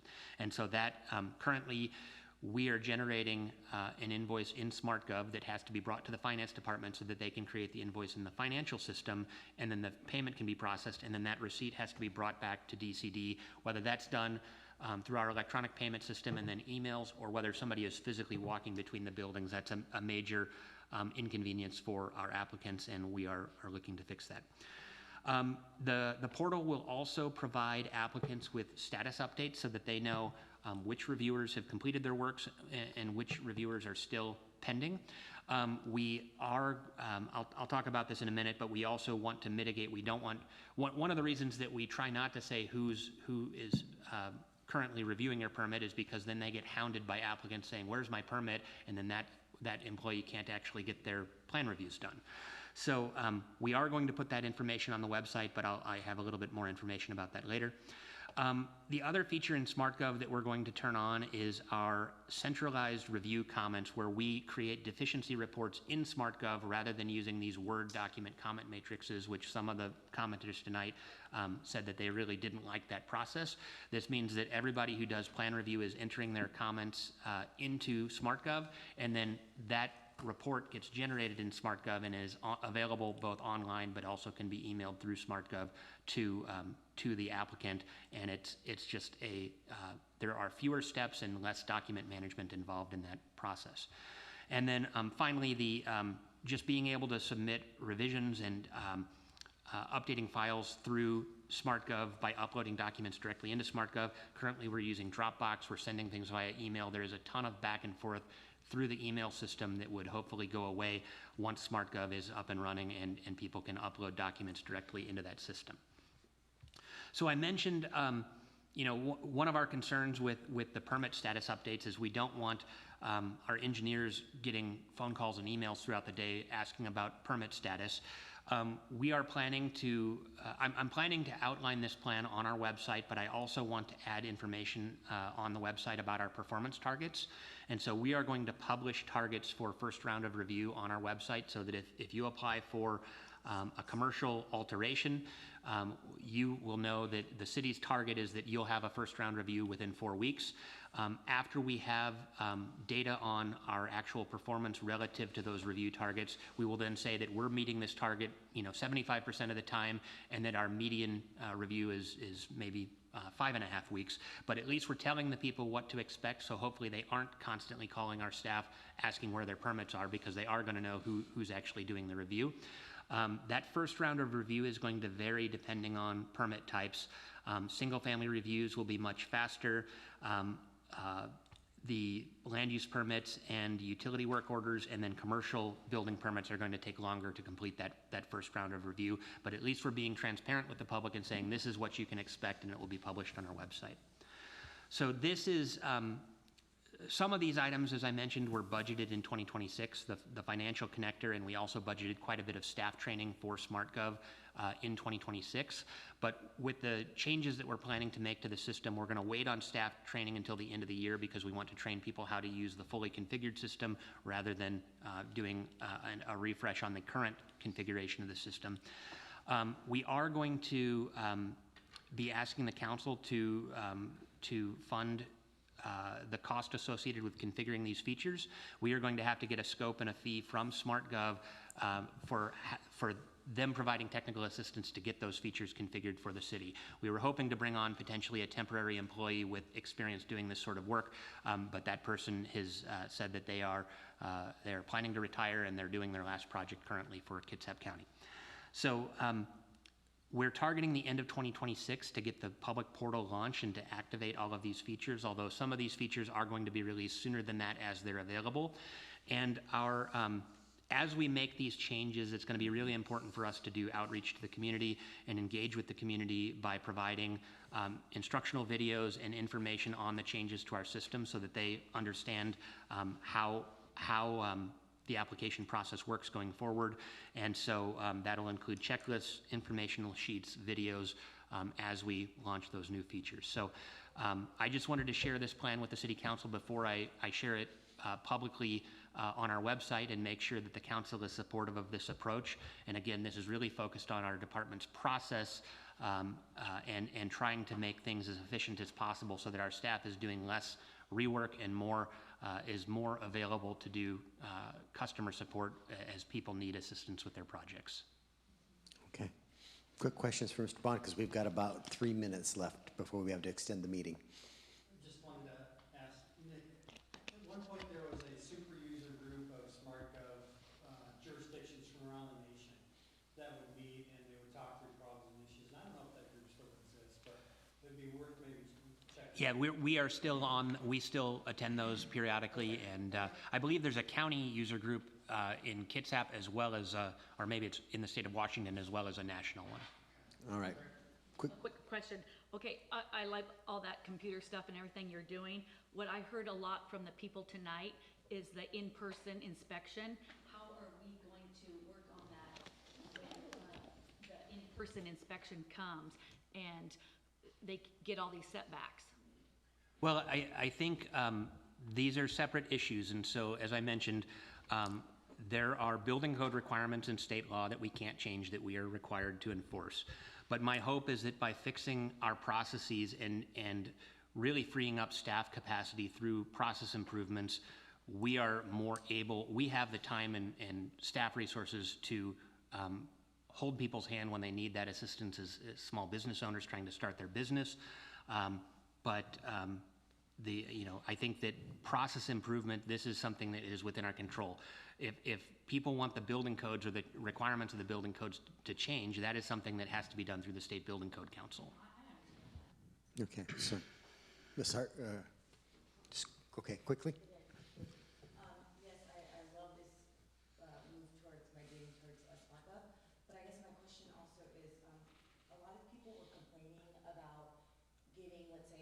set of three comments, and then later on being told that they have to fix 15 different things. Do you think that implementing SmartGov is going to help change that? I think that, you know, in terms of having multiple rounds of review, we get a variety of quality of applications that comes in, and some applications, the first round of review, there will be conflicting information even about things as basic as what is the use that is proposed within this building, or you'll have one document that says this is going to be a certain occupancy classification, but then there's a reference to some other thing. And our first comments are, you need to figure out what the use is so that we can actually review your plans.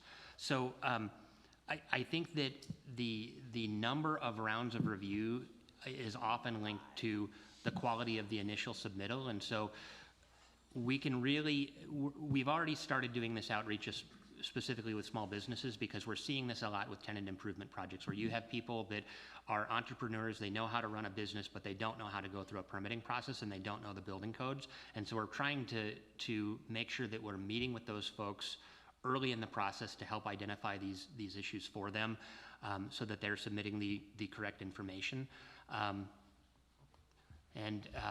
Sorry, was there another part of the question that I haven't answered? Oh, no, I just said grade will help us. Yeah, I think sorry, I think it will help just by freeing up our staff to be more available. I think we are stretched really thin right now because our process is very inefficient, and much of our process, you know, when I started at the city in 2013, we were doing 100 single-family homes a year, and maybe every few years we had an apartment project, and we are doing hundreds of apartments a year and 250 to 350 houses a year, and you know, the volume is vastly different, and it has outgrown our process. And you know, in terms of our technology, we need to implement those tools to be able to handle this workload. Okay, and we need to, yeah, go ahead. Mr. Mayor, I'd like to make a motion that we extend our meeting 5 minutes. It has to be more than that. They're three. Yeah, we got They're some three people each. 10 minutes. Okay, is there a second? Second. A motion and a second to extend our meeting by 10 minutes. All in favor, please say aye. Aye. Any opposed? You better not be. Meeting is extended. All right, you had a question for Mr. Bond? I just have one thing to add, and I'm not here to dogpile. I'm a code enforcer, inspector for a living, 30 plus years of this. I get it. But what I haven't had in 30 plus years, not one time, is language or tone. Not once have I ever had a complaint or a concern over language and tone, and that's almost everybody out there has that issue. That's not any of the top 5 processes. That's not a process. That's just customer service, how we deal with people. And people come across and they scream and they'll be upset. But we have to be able to handle that, because we are a service-based, that's what we do. No taxpayer, I don't work for any taxpayers, but they do pay my wage. And I do perform a service for them. And I meet with people all the time, and it's almost always the same thing. So we can't buy software for that, you know, so maybe we can, I don't know, have a little workshop on, you know, some customer service or some tolerance. If someone speaks to you incorrectly, you don't fire it back. I don't know. But whatever you do in your department, I don't oversee any staff. I don't, you know, when they come up here and talk, they're talking to all of us, but we don't have anything that we can do. I don't want to keep throwing money at something. We'll do it where it's needed, but I don't want to keep throwing money at something. So the things that we can handle is what I kind of just mentioned, you know? So that's all. Correct. And I just want to respond to that comment. That this is well taken feedback that I believe that Director Bond and legal staff are. Sat there and worked. Absolutely, yeah. agree. And we appreciate hearing from the council that you all support our staff, and that the message they're delivering is a very challenging one for a lot of folks. So that is a very delicate balance, and we are working on both sides of that. So. Okay. 100%. Thank you. And that also, I just wanted to say, one of the other things we'll be putting on the website is we outline our plan, our implementation for plan for process improvements. We are putting a special email address so that if people have permit issues, they can contact us directly so that I can investigate those and look into and make sure that the facts are straight and that the communication, that there isn't something that's being lost in communication, because I think in a lot of these instances, there are, I guess, there are a lot of different, I think that I'm hearing one thing from building department, I'm hearing another thing from the public, and then I'm hearing third parties say a third thing, and the truth is somewhere in between, and so it takes a lot of time to dig in and actually get to the truth. I appreciate it. Yep. Okay, Ms. Archer. Nothing to report. All right, Ms. Wallace. All right. Thank you, Ron, for being patient. I'm certain you wanted him to address the council. So we are to our second citizen comment period. All right. And Jennifer, I'm certain you want to tell us about your new home. Oh. Thanks, Ron. Oops, I'm sorry, I got the microphone.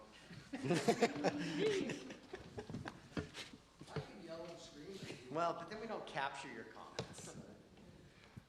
I guess I'm the last of the thundering herd that was here earlier. And when I came in here, I was sitting there and I noticed the sign on the wall says, "Imagine Port Orchard."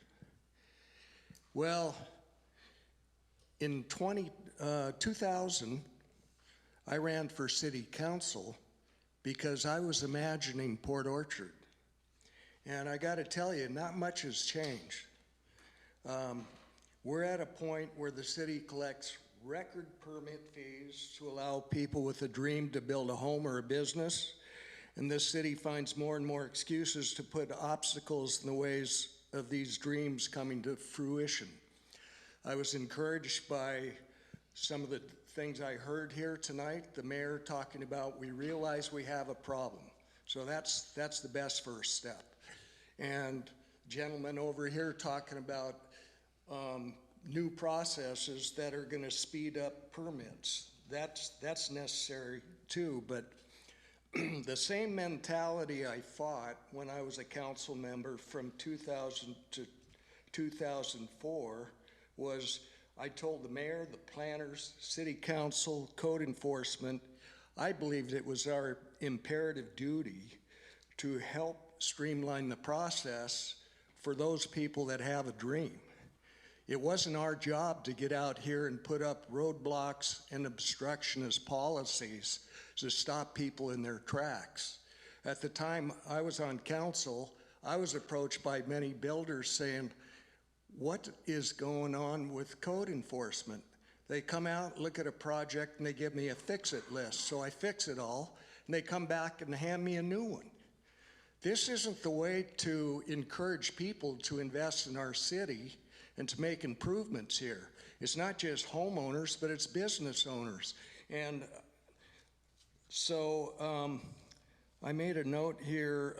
Imagine the idea of selling your home with the idea of building a new one here in the city and having to spend a bunch of money renting a house for a year while you're waiting for a permit to come through. Or you got a business loan to start your business, and due to all the obstructions and constant, no, you got to do this, you got to do that, and added expenses and time incurred, most of their business loan goes to fighting the city. Or imagine somebody I talked to saying it took 3 permits and fees to get their garage door replaced. It's just insanity. Something needs to change, and I hope that these new AI projects are going to make a difference, because we're making Port Orchard feel like there's a closed sign, do not enter, don't bother, we're not interested. We're not showing people concern for their ideas and their plans. We're letting them know that we don't want to help you, don't waste your time. And that's, you know, I've been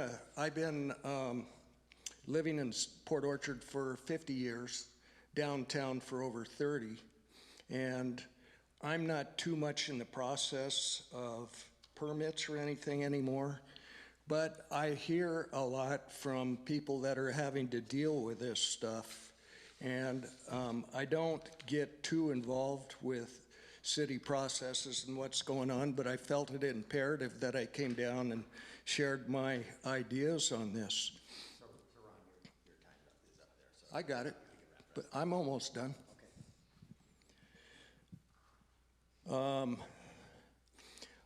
Mark my words, unless there's drastic change in attention to our common concerns, I'll support and campaign for anybody who is tired of working harder for the city than the city appears to be working for us.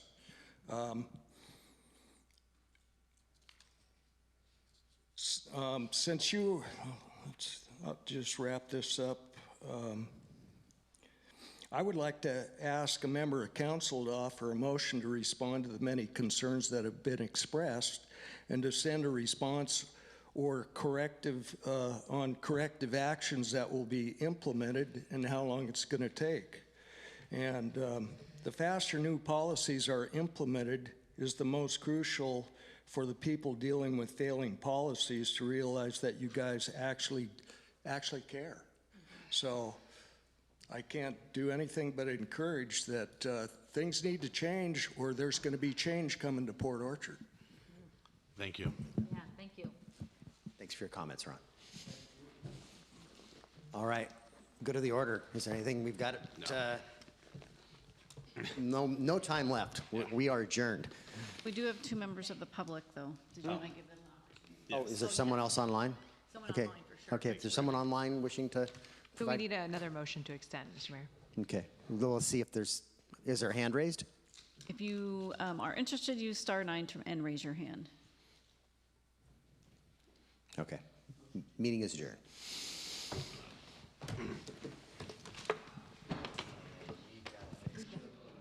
Recording stopped.